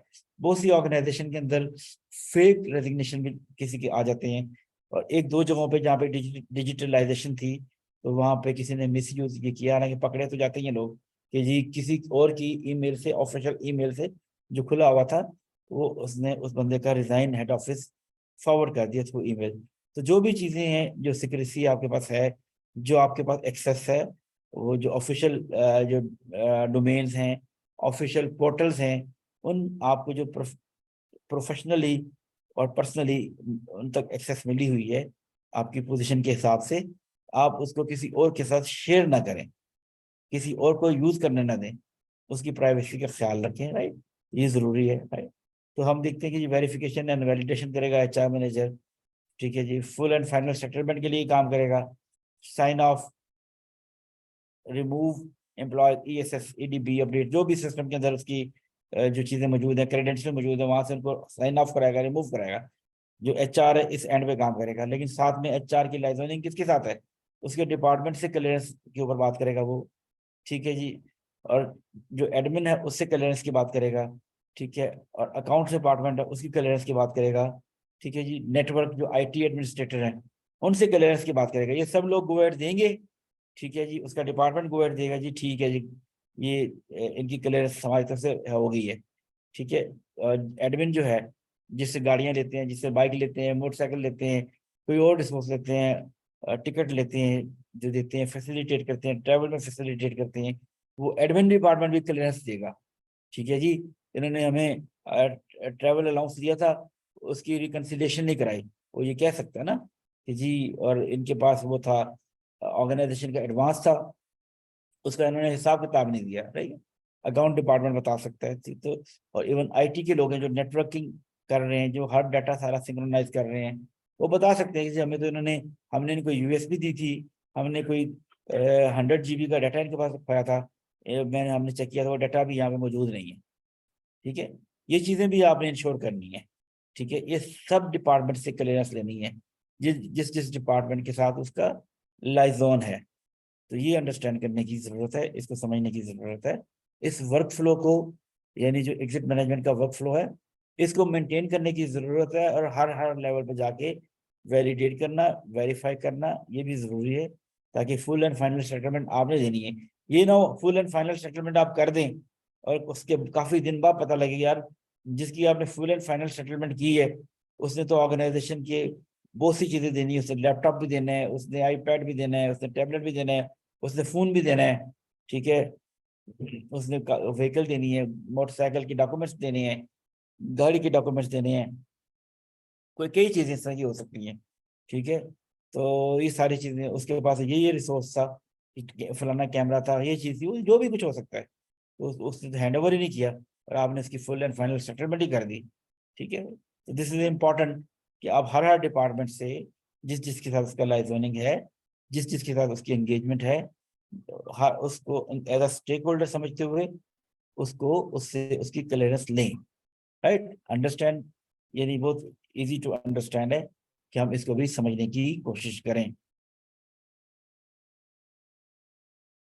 और यहाँ पे स्टेप बाय स्टेप बात की है, वही बात सारी हमने की है जो डॉक्यूमेंटेशन के हवाले से, पेरोल के हवाले से, जो भी एग्रीमेंट है, कोई लोन लिया हुआ है, कोई बॉन्ड साइन किया हुआ है, कोई और किसी आसपास से लिया हुआ है। खैर इंटरनली आपस में लोगों के जो लोन शोन होते हैं वो उस तरह से डोमेन में आते नहीं है, लेकिन बहरहाल उस हवाले से भी देखने की जरूरत होती है। ये ना हो कि कोई ऐसे इशू हो तो बाद में वो चले जाएं और बाद में यहाँ पे कोई फर्स्ट क्रिएट हो जाए, कोई ऐसा मसला क्रिएट हो जाए ना। तो इन सब चीज़ों को देखना है, सब क्लियरेंस लेनी है, लेकिन जो कि प्रोफेशनल लेवल पे, जो प्रोफेशनली लोगों की हैं। और उसके बाद इसको आपने सीमलेसली स्मूथ वे में चलाना है। डॉक्यूमेंटेड जो डॉक्यूमेंट्स देने हैं, ठीक है, रिपोर्ट्स देनी है, फाइल देनी है। जैसे अगर कोई प्रोडक्ट मैनेजर्स हैं तो उनके पास मैनुअल पड़े होंगे, प्रोडक्ट में मैनुअल पड़े होंगे, या और भी कुछ चीज़ें ऐसी हो सकती है ना जो आप ले सकते हैं। जो भी ऑर्गेनाइजेशन की प्रॉपर्टी है, टेंजिबल है, इनटेंजिबल है, वो सब आपने वापस लेनी है उससे ना। और इसको इंश्योर करना है कि स्मूथ वे में वापस ले ली गई है। और उसके बाद फिर और सब हैंडिंग ओवर और टेकिंग ओवर हो चुकी है, उसके बाद फिर आपने गो देना है ताकि वो जो आपके ऑर्गेनाइजेशन के रिस्पेक्टिव डिपार्टमेंट हैं वो उसको उसकी final full and final settlement कर दें। ठीक है, अगर कोई सेल्स के साथ एंगेज है, सेल्स यानी कि सेल्स एंड डिस्ट्रीब्यूशन के साथ एंगेज हैं, ठीक है, तो फिर आपने पूरे सारे पाकिस्तान में आपके जो डीलर्स हैं, डिस्ट्रीब्यूटर्स हैं, सब डीलर्स हैं, और दूसरे जो इस तरह के लोग हैं कंस्ट्रक्शन में, तब उन सब से फिर आपने वो लेना, फीडबैक लेना है, उन सब से क्लियरेंस लेनी है कि क्या कोई उनके जिम्मे कोई चीज़ तो नहीं है, कोई इन्वेंट्री तो नहीं पड़ी हुई ऑर्गेनाइजेशन की जो उनके पास पड़ी हुई है और वो साथ लेके चले गए हैं, जो उन्होंने हैंड ओवर नहीं की। ठीक है, तो इस इन सब चीज़ों को स्मूथ वे में आपने उनसे बात करनी है और उनसे वापस चीजें लेनी है। और हर हर जगह से उन्होंने हर जगह से हर स्टेक होल्डर से आपने उनकी क्लियरेंस लेनी है, राइट। अभी हम देखते हैं developing a creative and effective exit plan, right. तो वही सारी बातें हम जब रिपीट करेंगे, हमने डिफरेंट वे में बात कर ली। तो उसमें सबसे पहले तो आप देखेंगे जो पोजीशन के ऊपर बंदा बैठा हुआ है, जो रिसोर्स छोड़ के जा रहे हैं ऑर्गेनाइजेशन से, या उनको उनसे छुड़वाया जा रहा है, अगर जो ऑर्गेनाइजेशन किसी भी वे में छोड़ के जा रहे हैं, उस पोजीशन से रेलेवेंट कौन कौन से की स्टेक होल्डर्स हैं जिनकी कोलैबोरेशन, जिनके जो इनके साथ कोलैबोरेट करके चल रहे थे, जो इनके साथ कोऑर्डिनेट करके चल रहे थे, ठीक है, कोलैबोरेशन वे में, ताकि उनके जाने के बाद हर चीज स्मूथ वे में हो, हर ट्रांजेक्शन स्मूथ वे में हो। ठीक है, identify all stakeholders who will be affected by the exit plan। सब स्टेक होल्डर, जितने भी लोग एंगेज हैं, उन सब को देखें और उन सबको आइडेंटिफाई करें ये कौन कौन से लोग हैं जो सफर कर सकते हैं, और जो जिनका काम सफर करता है, जो जिनका काम इम्पैक्ट करता है इनके ऊपर, या इनकी वजह से जिनके ऊपर इम्पैक्ट यानी इनका इम्पैक्ट पड़ता है, राइट। ये सारा करना है। Develop timeline, create a timeline for the implementation of the exit plan. तो आपने स्मूथ वे में एक टाइमलाइन डिफाइन करनी है, जो हमने पहले भी डिस्कस की थी ना, कि किस किस दिन में, किस किस स्टेप में जाके, किस किस वीक में जाके, किस किस जगह पे जाके आपने कौन कौन सा एक्शन लेना है उसको एग्जीक्यूट करने के लिए, राइट। अपने एग्जिट प्लान को और एग्जीक्यूट करना है किस तरह से, एक स्मूथ वे में उनका डिपार्चर क्रिएट करवाना है, right. Outline objective, define the objective of the exit plan and how they will be achieved. ये सारा का सारा आपने टारगेट बनाना है, सेट करना है, और उसको एग्जीक्यूट कैसे करना है और कैसे अचीव करना है, राइट। और उसके इम्पैक्ट के ऊपर भी गौर फिक्र करना है। ये ना हो कि इस तरह से आप इस स्ट्रेटेजी को डिजाइन करें या एग्जीक्यूट करें कि आपकी ऑर्गेनाइजेशन की रेपुटेशन डैमेज हो जाए। तो इसका ख्याल रखना है। By following these steps, HR professional can develop a creative and effective exit plan that takes into account global and local perspective।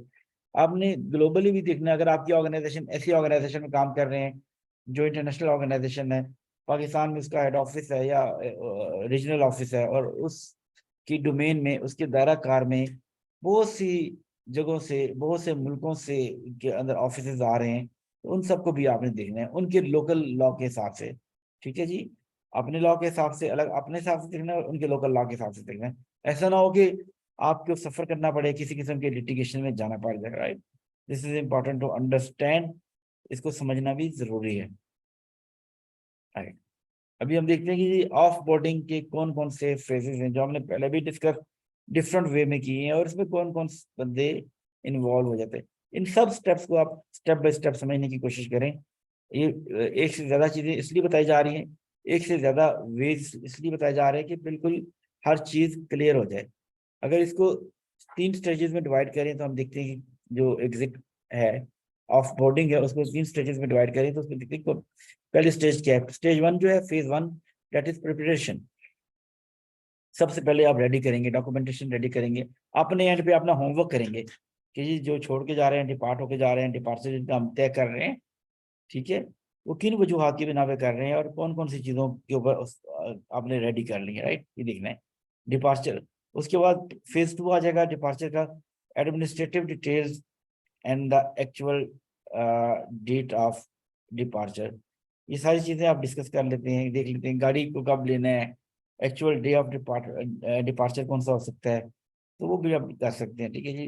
Post departure phase 3, ये 3 फेजेस हैं जिनको डील करना जरूरी है। Extend beyond the last day of employment, ये phase 3 जिस दिन कोई छोड़ के जा रहा है उसके लास्ट डे तक नहीं है, उसके बाद भी इसका इम्पैक्ट है, ठीक है। डिपार्चर का इम्पैक्ट आता है जिन लोगों के साथ, जिन कोलीग्स के साथ उसने सुबह शाम उठना बैठना किया हुआ है, खाना खाना किया हुआ है, ठीक है, चिल किया हुआ है, जिनके साथ फन किया हुआ है, जिनके साथ आउटिंग की हुई है, उसके जाने के बाद उनके ऊपर उसका इम्पैक्ट जरूर आएगा, ठीक है। उस इम्पैक्ट को भी आपने नलीफाई करना है बेस्ट वे में। ये नहीं है कि बस कोई मार्शल लॉ लगा दिया, कोई डंडा चला दिया, ऐसा नहीं है, स्मूथ वे में, ताकि लोगों की प्रोडक्टिविटी भी सफर ना करे और लोगों की ऑर्गेनाइजेशन के साथ अटैचमेंट भी सफर ना करे, राइट। तो देखते हैं कि सारे फेजेस में कौन कौन इन्वॉल्व होता है, कौन कौन की स्टेक होल्डर है, एम्प्लॉय स्टेक होल्डर है, मैनेजर स्टेक होल्डर है, ह्यूमन रिसोर्स की स्टेक होल्डर है, और को वर्कर एंड पीयर व्यू, इस सारे मरहले के स्टेक होल्डर हैं, जो जिन साथियों के साथ मिलकर काम किया हुआ है, जिन कोलीग्स के साथ मिलकर काम किया हुआ है, उनके सामने उनको पता लगेगा कि यार आपने मिसबिहेव किया है, जो छोड़ के जा रहे हैं उनको आपने सही तरह से ट्रीट नहीं किया, तो उन लोगों के ऊपर उसका इम्पैक्ट क्या पड़ेगा, ठीक है जी। ये सारा अंडरस्टैंड करने की जरूरत है, इस सारे को समझने की जरूरत है कि हम इसको समझने की कोशिश करें कि हम किस तरह से लेके चलेंगे, राइट। तो this is very much important, हम इसको अंडरस्टैंड करें। तो मैं अभी यहाँ पे चाहूँगा कि जो एग्जिट मैनेजमेंट का प्रोसेस है, अपनी अपनी ऑर्गेनाइजेशन के हिसाब से, अपने अपने एक्सपीरियंस के हिसाब से बाकी लोगों के साथ ये शेयर करें कि आप किस किस तरह से ऑर्गेनाइजेशन के अंदर इस प्रोसेस को लेके चलते हैं, ताकि वो लोग जो आज ज्वाइन कर नहीं सके, जिन्होंने बाद में रिकॉर्डिंग देखनी है या इस रीडिंग मटेरियल को देखना है, वो लोग भी फैसिलिटेट हो सकें और आप लोगों के हवाले से वो जान भी सकें कि आपके एक्सपीरियंसेस कैसे हैं एग्जिट मैनेजमेंट के हवाले से। और मुझे ख़ास तौर पे ये बताइएगा, एग्जिट मैनेजमेंट की बात जब करेंगे आप, तो वहाँ पे नॉलेज की जो ट्रांसफ़र है, डाटा की ट्रांसफ़र है, ठीक है जी, जो इंटेलेक्चुअल प्रॉपर्टी राइट वाली चीज़ें हैं, ठीक है, जो इनटेंजिबल चीज़ें हैं, उनकी जो उनका ट्रांसफ़र जो है, उनकी ट्रांजैक्शन किस तरह से आप करते हैं, राइट। सबसे पहले मैं चाहूँगा कि अल्फ़ाबेटिकली चलते हैं।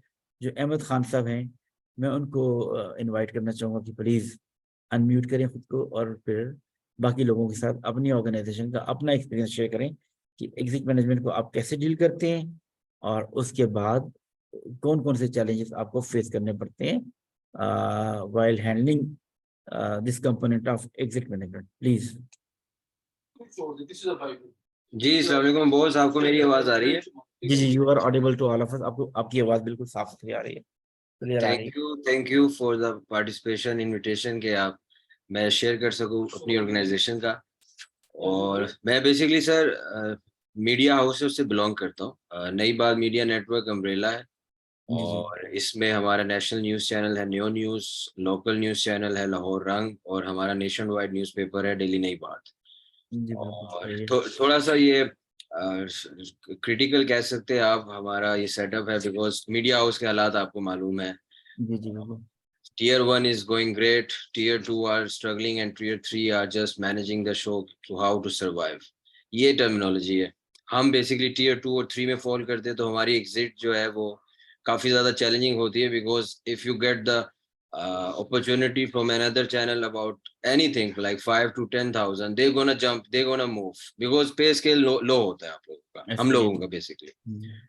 तो इसमें हमारा यही है कि हम नोटिस पीरियड के ऊपर तो लेकर आते हैं, बट अनफॉर्चुनेटली टर्नओवर जो है वो काफी ज्यादा है। और जिस तरह अभी हमें मैं अपना एक्सपीरियंस शेयर कर देता हूँ। जी जी, आपकी आवाज में डिस्टॉर्शन आ गई है, अब आवाज लोगों को सुनाई नहीं दे रही ना।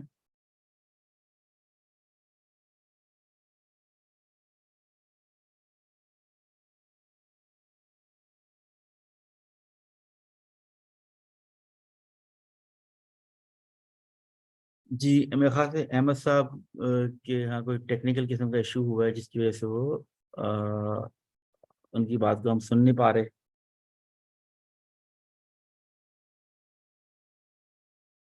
और शायद वो यहाँ से अहमद खान साहब, जी वो डिस्कनेक्ट हो गए हैं।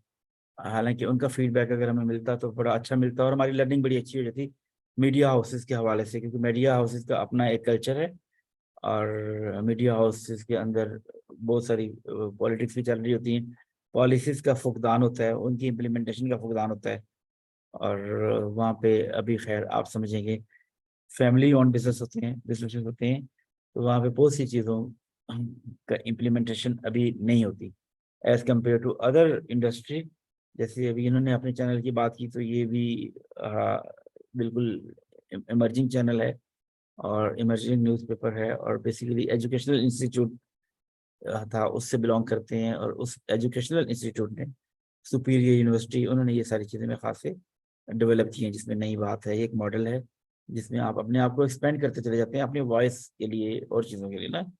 तो दोबारा ज्वाइन करेंगे तो हम इनसे ज़रूर पूछेंगे, अगर ज्वाइन ना कर सके किसी भी टेक्निकल रीज़न की वजह से, तो फिर हम उनको ये कहेंगे कि वो अपना फीडबैक ग्रुप के अंदर भी शेयर करें, ठीक है, व्हाट्सएप ग्रुप के अंदर। तो मीनवाइल फिर हम नेक्स्ट जो पार्टिसिपेंट हैं हमारे जी अली हसन साहब, उनसे बात करते हैं कि वो अपने पर्सपेक्टिव से बात करें। एग्जिक मैनेजमेंट को जो डील करते हैं, उनकी ऑर्गेनाइजेशन में इम्प्लीमेंट किया जाता है, उनकी ऑर्गेनाइजेशन पब्लिक सेक्टर ऑर्गेनाइजेशन है, इतने उनको चैलेंजेस फेस नहीं करने पड़ते होंगे जितना कि प्राइवेट सेक्टर की ऑर्गेनाइजेशन करती है। लेकिन फिर भी हम उनको इनवाइट करते हैं ताकि उनकी लर्निंग से, उनके फीडबैक से हमारी लर्निंग भी हो जाए, ये एक्सपीरियंसेस भी हैं। जी अली हसन साहब प्लीज़ अनम्यूट कीजिएगा और बताइएगा। जी अस्सलाम वालेकुम सर।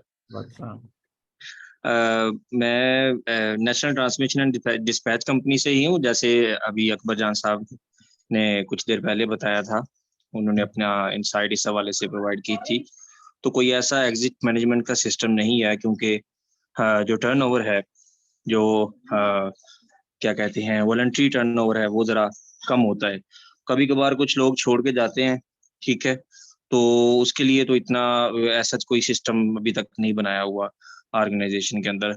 अलबत्ता होना चाहिए, नहीं होना चाहिए, ऑर्गेनाइजेशन टू ऑर्गेनाइजेशन वेरी करता है, लेकिन मेरे ख्याल में जैसा भी है फिर भी थोड़ा बहुत सिस्टम होना चाहिए।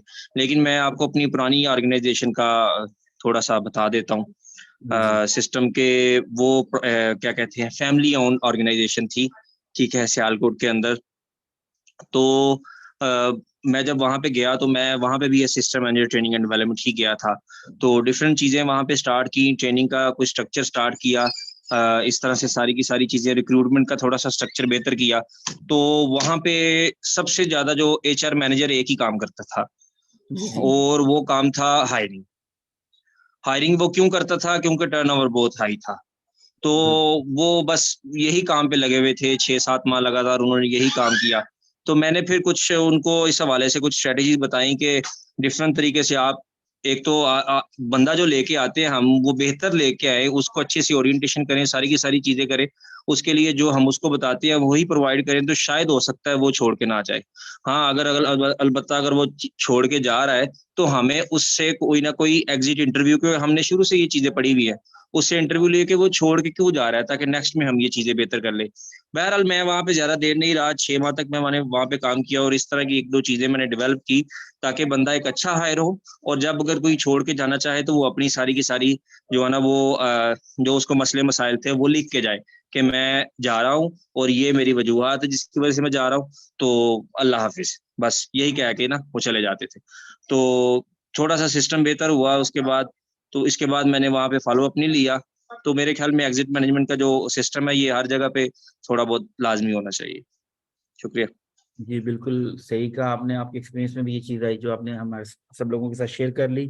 बेशक करंट ऑर्गेनाइजेशन के अंदर जो है वो उस तरह से नहीं होता कि एग्जिट के चैलेंजेस आते हों, लेकिन पब्लिक सेक्टर ऑर्गेनाइजेशन के अंदर और पर्टिकुलरली जो फैमिली ओन बिजनेस होते हैं उनके अंदर ये चैलेंजेस बड़े ज़्यादा आते हैं जो कि एग्जिट मैनेजमेंट के हवाले से देखे जाते हैं। Thank you for sharing your feedback with us.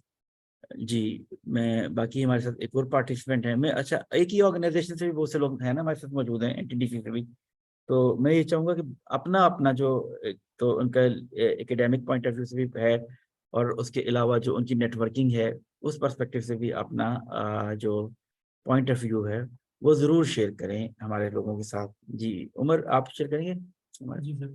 जी बताइए। सर मैं बेसिकली मेरी कंपनी है चाइना ड्रिलिंग कंपनी, हमारी ऑयल एंड गैस की एक्सप्लोरेशन थोड़ा लाउडली बात करें ताकि समझ आए। जो हमारा जो है ऑयल एंड गैस की एक्सप्लोरेशन से हमारा वो ताल्लुक है सर। हमारा रिसेंटली ही हमारे कुछ इश्यूज भी चल रहे हैं, तो इस वाले से मेरा तो अपना ये ख्याल है और मेरा ओपिनियन ये है कि एग्जिट इंटरव्यू लाजमी होना चाहिए और आपके प्रोसीजर इस वाले से बने होने चाहिए और स्मूथ होने चाहिए।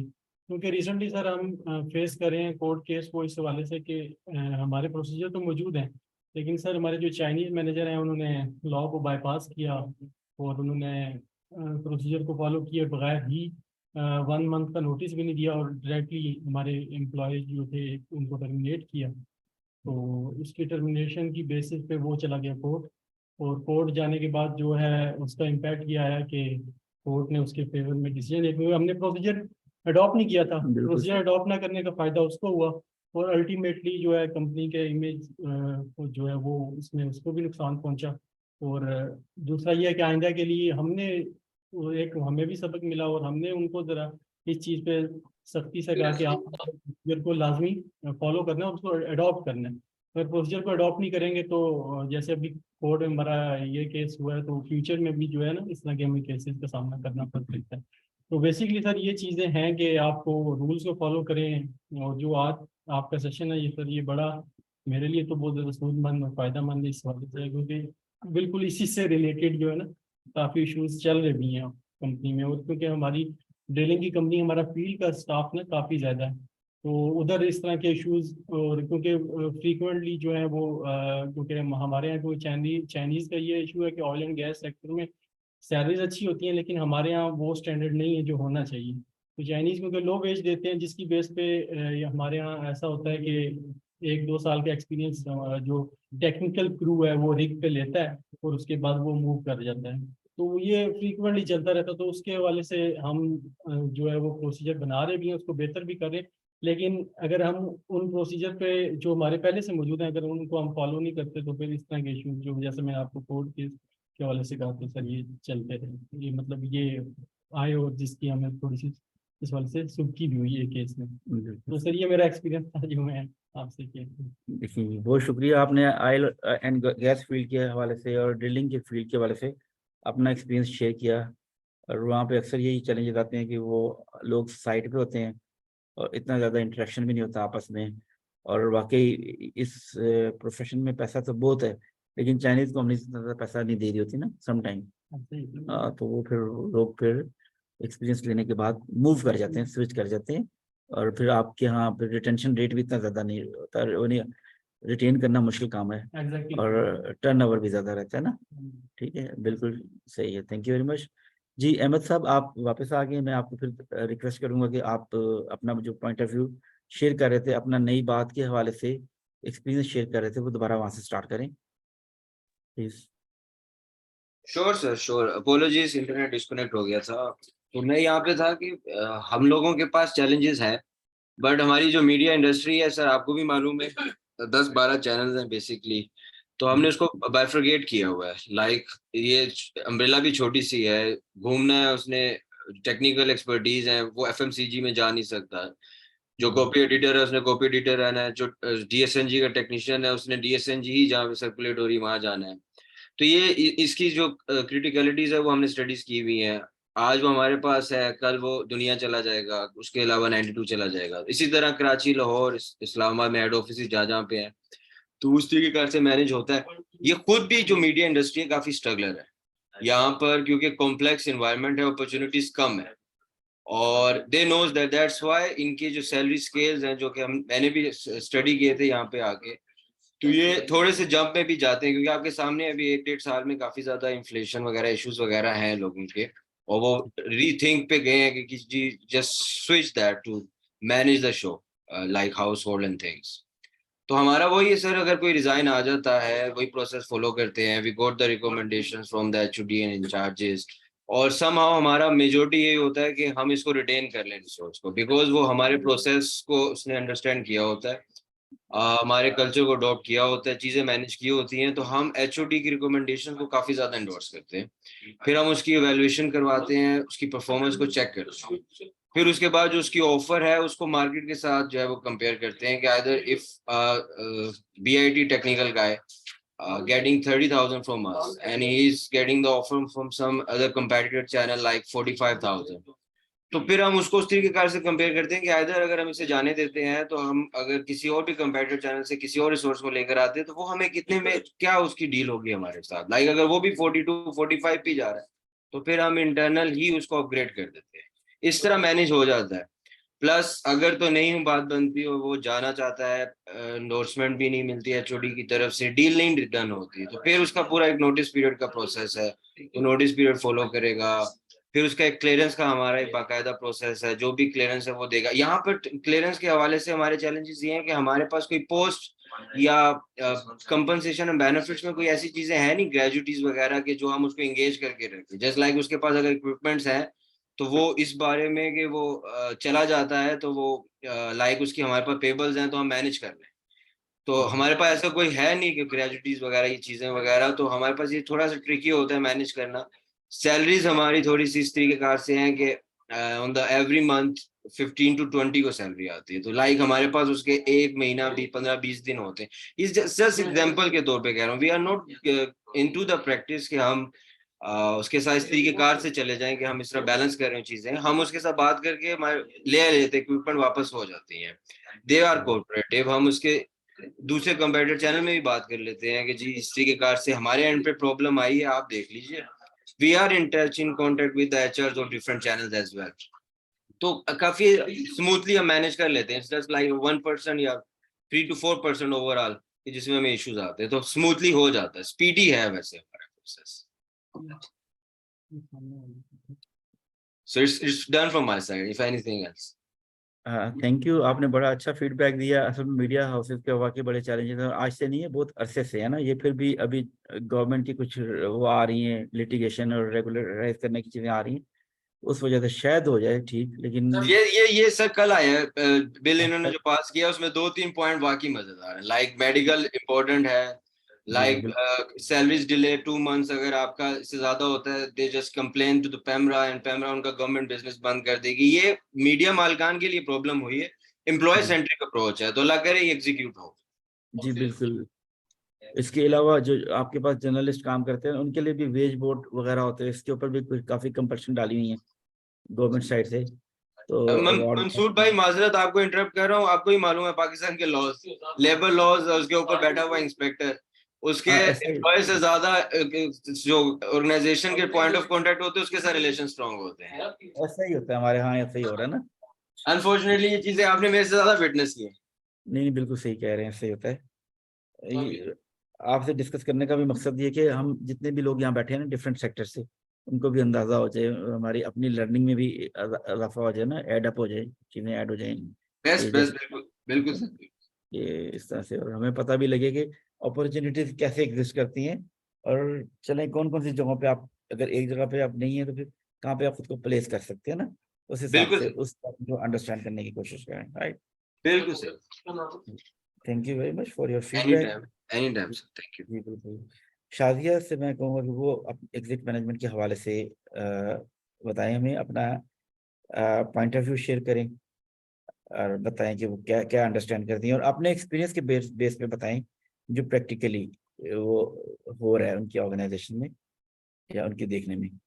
Please unmute yourself please. Hello, अस्सलाम वालेकुम सर। वालेकुम सलाम।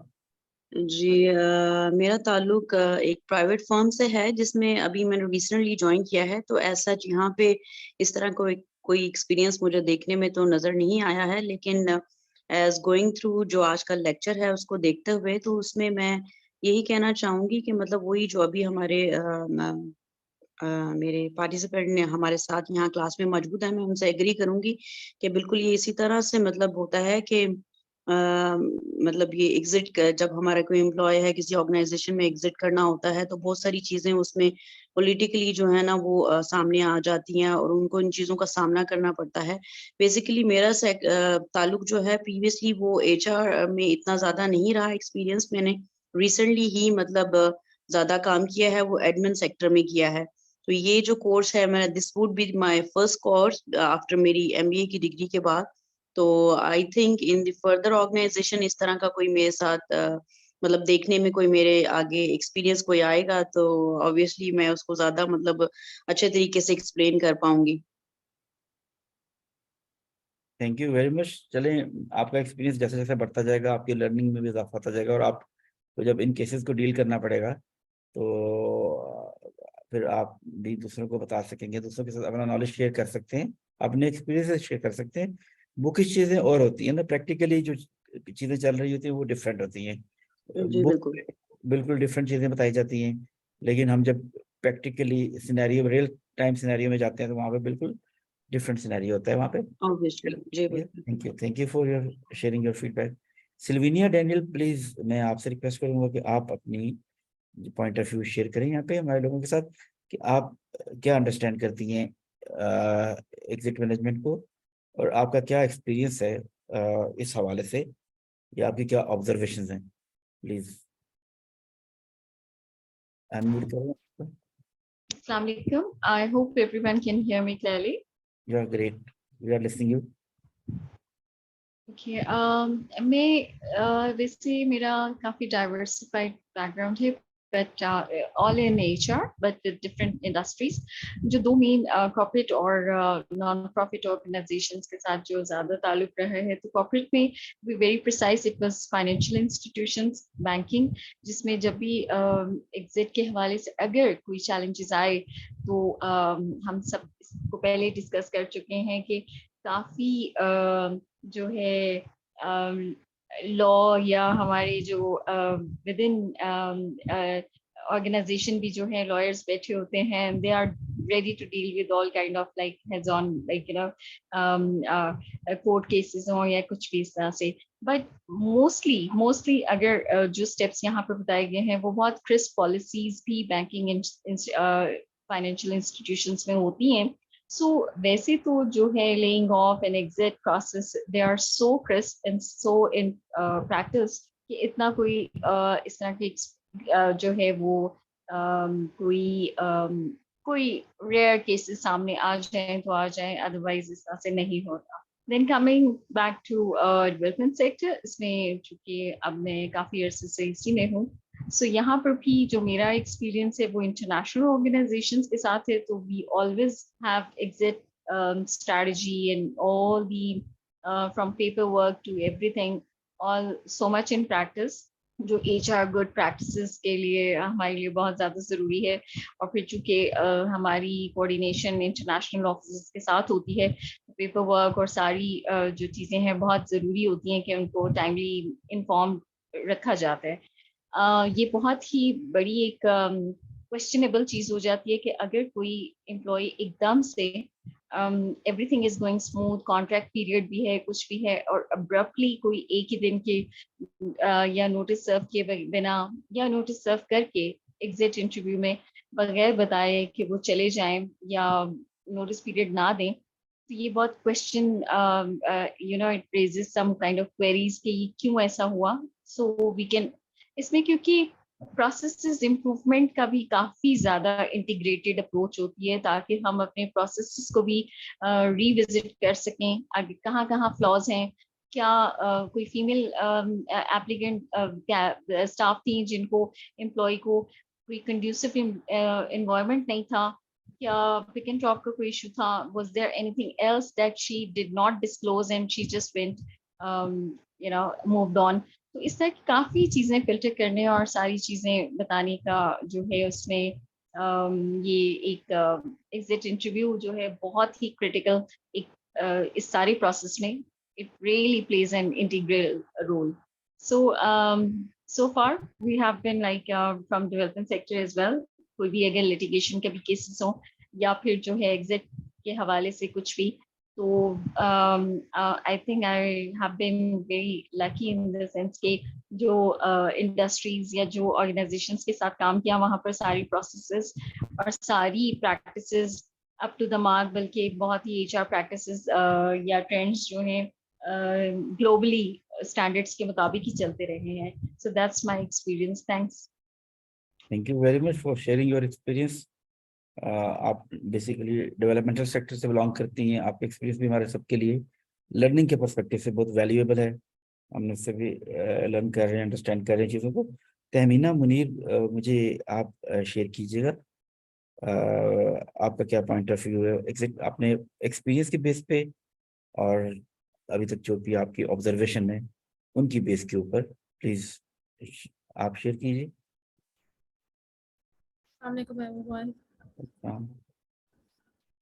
सर, मेरा जो इस वक्त एक्सपीरियंस है जो मेरी प्रीवियस ऑर्गेनाइजेशंस में रहा है वो मल्टीनेशनल ऑर्गेनाइजेशंस भी थी और कुछ नेशनल ऑर्गेनाइजेशन, लोकल ऑर्गेनाइजेशंस भी थी. मेरे एक्सपीरियंस में जितना मैंने इस वक्त HR में काम किया है उसमें जिन ऑर्गेनाइजेशंस में मैंने काम किया है वहाँ एग्जिट प्रोसेस प्रॉपरली फॉलो होता था, प्रॉपर HR मैनुअल बने हुए थे, प्रॉपर पॉलिसीज़ बनी हुई थी और उनकी प्रॉपर इम्प्लीमेंटेशन भी हो रही थी. मैं यहाँ पे एक चीज़ I would like to add one thing sir, कि जो बिज़नेस होता है वो एक बहुत बड़ा रोल प्ले करता है. नेचर ऑफ बिज़नेस किसी भी ऑर्गेनाइजेशन का वो बहुत बड़ा रोल प्ले करता है टर्नओवर पे, कि कोई भी एम्प्लॉय जो है वो किस for example call centre industry में अगर आप चले जाएं तो वहाँ पे आपको टर्नओवर बहुत ज़्यादा मिलेगा. कुछ डिपार्टमेंट्स होते हैं जैसे सेल्स और मार्केटिंग होता है, उसमें बहुत ज़्यादा टर्नओवर आपको मिलता है. मैं इस वक्त एसोसिएटेड हूँ एक IT इंडस्ट्री से, एक IT फर्म के साथ इस वक्त मैं काम कर रही हूँ. यहाँ प्रॉपर पॉलिसी है, प्रॉपर एग्जिट प्रोसेस है एम्प्लॉय के लिए, लेकिन यहाँ पर उस तरह से टर्नओवर मैंने अभी तक नहीं देखा. क्यों, उसकी शायद एक वजह ये भी हो सकती है कि यहाँ पे जो पे पैकेजेस हैं, सैलरी पैकेजेस हैं, वो इतने अच्छे हैं और इतने सूटेबल हैं एम्प्लॉयज़ के लिए कि वो जो है वो इस तरह से मेरे पास अभी इस कंपनी में ये एक्सपीरियंस मैंने इस तरह से नहीं किया. और अगर कोई यहाँ पर एग्जिट हो भी तो उसके लिए proper policy and proper procedure है.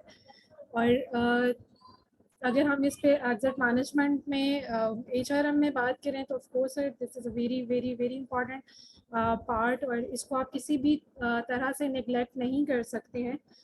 रीज़न इज़ एक तो वो लीगल साइड है, उसको छोड़कर कंपनी रेपुटेशन एक चीज़ है जो बहुत इंपॉर्टेंट होती है. एंड डिफरेंट रीजंस होते हैं एम्प्लॉइज़ को छोड़ने के. अब तक मैंने जितने एग्जिट इंटरव्यूज़ किए हैं उसमें तो सर मैक्स है कुछ टॉक्सिक इन्वायरमेंट की वजह से जाते हैं, कुछ अपने करियर ग्रोथ की वजह से जाते हैं. सो डिफरेंट रीजंस होते हैं एम्प्लॉइज़ के कोई भी ऑर्गेनाइजेशन छोड़ने के. So this is from my side sir. Thank you so much. बिल्कुल, थैंक यू वेरी मच. आपके सेक्टर का चैलेंज होता है कि लोगों का टर्नओवर बहुत सी जगहों पे ज़्यादा देखा गया ना, लेकिन आप बता रही हैं कि आपके यहाँ ऐसा नहीं है. Thank you for sharing your experience with us. ठीक है, देखिए, इस तरह हम सब लोगों को एक दूसरे के साथ डिस्कस करने के बाद ये मौका मिल गया कि हम बहुत सारे सेक्टर्स के अंदर जो भी इन्वायरमेंट इस वक्त है उसके बारे में वाकिफ हों, उसके बारे में अंडरस्टैंड करें और उसको समझने की कोशिश करें। और ओवरऑल जो ये प्रोसेस है एग्जिट मैनेजमेंट का, उसको भी देखिए कि किस किस जगह पे वो किस तरह से डाइवर्सिफाई होता है, किस किस तरह से उसको वो ट्रीट किया जाता है और किस किस तरह से इम्प्लीमेंट किया जाता है, उसको कितनी वेटेज दी जाती है। ये ज़रूरी है हमें अंडरस्टैंड करना, राइट। और हमें सेक्टर वाइज भी पता होना चाहिए और इटसेल्फ जो इंडस्ट्री वाइज हमें बीइंग एन एचआर प्रोफेशनल ये हमें अंदाजा हो कि किस सेक्टर की क्या नीड है, किस सेक्टर में एचआर का कौन सा कंपोनेंट है वो बहुत ज़्यादा स्ट्रॉन्ग है, ठीक है जी, और स्ट्रॉन्गली वो वहाँ पे इम्प्लीमेंटेड है। तो this is a great learning for all of अस। हम इसको अब आगे लेके चलते हैं। आप लोगों को शुक्रिया कि आप लोगों ने पार्टिसिपेट किया, अपना फीडबैक दिया, हम लोगों के साथ शेयर किया, ठीक है जी। अब करते हैं जी, इसको रैप अप करते हैं। बस थोड़ा सा रह गया कि wrapping up the exit management in HR. The conclusion of exit management in HR is an important step in the employee life cycle. It is essential to ensure that the process is handled efficiently and effectively to ensure a smooth transition for both the employee and the organization. ये win-win situation वाला element create होना चाहिए। जो छोड़ के चले गए हैं, जा रहे हैं, वो किसी ऐसे फीलिंग के साथ ना जाएं कि जिससे आपकी रेपुटेशन खराब हो, ऑर्गेनाइजेशन की रेपुटेशन का डैमेज हो जाए, ठीक है जी। और उनकी भी जो जज्बात हैं, जो इमोशंस हैं, जो फीलिंग्स हैं, अगर तो कोई भी इशू हुआ है जिसकी वजह से वो छोड़ के जा रहे हैं, उनको भी डीएस्केलेट किया जाए और ताकि वो हमारा ब्रांड एम्बेसडर बन के जाए जिस ऑर्गेनाइजेशन से भी उन्होंने छोड़ के वो गए हैं। इस स्लाइड में सारा का सारा हमने इस प्रोसेस को देखना है कि इसको भी आप देख लीजिएगा। हमने ये डिटेल से बड़ा डिस्कस कर लिया था ना कि जी किस तरह से हमने चीज़ों को लेना है, एग्जिट इंटरव्यू कैसे करना है, तो उसका उसके ऊपर कौन से मैयर्स लेने हैं उस फीडबैक के बिना पे जो हमने लेके चलना है। तो अब जब हम समराइज करते हैं इस प्रोसेस को तो हमने देखना है कि इसका फायदा क्या है, बेनिफिट क्या है, इसके अंदर चैलेंजेस कौन कौन से हैं और ये प्रोसेस इटसेल्फ जो इवॉल्व होता चला जा रहा है वो कैसे इवॉल्व हो रहा है, right. Review the key point of HRM exit management such as employee termination, exit interviews and post exit procedures। Exit करने के बाद भी जो प्रोसीजर है वो आप कितना स्मूथली लेके चलते हैं। अगर आपने उस वक्त जान छुड़ाने के लिए कह दिया जी आप चले जाएं, आपकी हम फाइनल सेटलमेंट बड़ी जल्दी जल्दी कर लेंगे, और बाद में उसको फोन पे फोन करने पड़ रहे हैं, ठीक है, और बार बार आना पड़ रहा है ऑफिस में, बार बार चक्कर लगाने पड़ रहे हैं, ठीक है, तो फिर वो भी एक रेपुटेशन खराब होती है आपकी ऑर्गेनाइजेशन की ना कि जी। और जो फिर वो जो एक्स एम्प्लॉय है वो इस तरह अगर उसके साथ हो रहा है, जो करंट एम्प्लॉय है वो क्या सोचेंगे, वो रेपुटेशन कैसी इस्टेब्लिश होगी, ठीक है। वो जब सफर करेगा आदमी, बहुत सी जगहों पे जाएगा, बहुत से लोगों से बात करेगा, तो उससे भी ऑर्गेनाइजेशन की रेपुटेशन को एक डैमेज मिलेगा। बहुत सी ऑर्गेनाइजेशन जो कल्चरली बहुत स्ट्रांग ऑर्गेनाइजेशन है वहां पर ये देखा गया कि जिस वक्त में आप एग्जिट का फैसला करते हैं, टर्मिनेशन का या कोई भी सेपरेशन का फैसला करते हैं, साथ ही उन्होंने सारी चीजें उन्होंने सेटल की होती हैं, even full and final settlement भी सेटल की होती है। ये भी देखा गया है ऑर्गेनाइजेशन के अंदर ना कि वो उन्होंने full and final settlement ready की हुई, इधर से उन्होंने रिजाइन किया, 1 मंथ नोटिस अगर था तो वो वेव ऑफ कर दिया, या 1 मंथ नोटिस के अंदर ही ना अगर वेव ऑफ कर दिया एज अ गुडविल जेस्चर, यानी जज्बा खैर से गाली के तहत कई करते हैं, या किसी तरह से उनको अकोमोडेट कर दिया, उनकी ये उनकी डिस्क्रिशनरी पावर होती है, वो कर सकते हैं 1 मंथ नोटिस वेव ऑफ कर सकते हैं एज पर द नीड, ठीक है। या फिर उनकी जो प्रिविलेज लीव्स हैं उनको अकोमोडेट कर लिया उसके नोटिस पीरियड के अंदर। तो बहुत से रास्ते मौजूद होते हैं आप किस तरह से छोड़ के जाते हैं और किस तरह से आपके साथ ट्रीट किया जाता है और किस तरह से आपने किसी भी ऑर्गेनाइजेशन में सर्व किया होता है ना। ये तो 2 वे ट्रैफिक होती है, 1 वे ट्रैफिक नहीं हो सकती। अगर आपने कुछ बेनिफिट लेना है, कोई फेवर लेनी है, तो आपको अल्टीमेटली फेवर देने के लिए ऐसा कंड्यूसिव एनवायरनमेंट क्रिएट करना है, अपना इस तरह से एटीट्यूड और बिहेवियर रखना है कि लोग आपकी केयर करें, ठीक है। आप किसी को रिस्पेक्ट दें, लोगों की केयर करेंगे तो लोग भी आपकी केयर करेंगे, अल्टीमेटली ऐसा ही होता है, right. Benefit of HR exit management highlights the advantages of effective HRM। ये देखें आपके इसका फायदा क्या है और एम्प्लॉय का मोराल किस तरह से वो हाई होता है, इससे उसकी वेटेज किस तरह मिलती है उसको अपनी वैल्यू इन्हांस होकर किस तरह से मिलती है, एलिवेटेड किस तरह से वो फील करते हैं एम्प्लॉयज आपके, और इसके साथ साथ जो आपके जो लीगैलिटी से जो रिस्क होते हैं, यानी लिटिगेशन का जो रिस्क होता है वो किस तरह से मिनिमाइज हो जाता है, इसका बेनिफिट बेसिकली ये भी है। ठीक है जी। और चैलेंजेस कौन कौन से हैं ये भी देख सकते हैं, ये भी डिस्कस कर सकते हैं आप लोग कि जी क्या कहते हैं कि जी इमोशनल के टूल के तौर पे भी यूज किया जा सकता है, और जो मैनेजर्स है उसको इसका कितना वो लेते हैं, लेवरेज लेते हैं इस टूल का, इस इंटरेक्शन का, इस डिस्कशन का। क्योंकि सेपरेशन बेसिकली चाहे किसी भी वजह से आप जा रहे हो, बेटर पोजीशन पे भी जा रहे हो या वॉलंटरीली भी जाना पड़ रहा हो, इनवॉलंटरी भी जाना पड़ रहा हो, लोगों को छोड़ के जिनके साथ सुबह 9 to 5 आपने गुजारा करना होता है, जिनके साथ जिंदगी का ज्यादा पोर्शन गुजारना होता है, जिनके साथ आपने लंच करना होता है, जिनके साथ आपने एक्सकर्शन करनी होती है, बाहर जाना होता है, आप इस फीलिंग के साथ होते हैं कि आज के बाद वो जो सारी रूटीन है वो डिस्टर्ब हो जाएगी, अब वो वैसी की वैसी रहेगी नहीं। ये एक फीलिंग है, पेनफुल फीलिंग होती है ना। इवन आपने देखा होगा जो छोड़ के जा रहे होते हैं, एक सेपरेशन फीलिंग होती है, वो बड़ा इमोशनल टच होता है उसमें ना।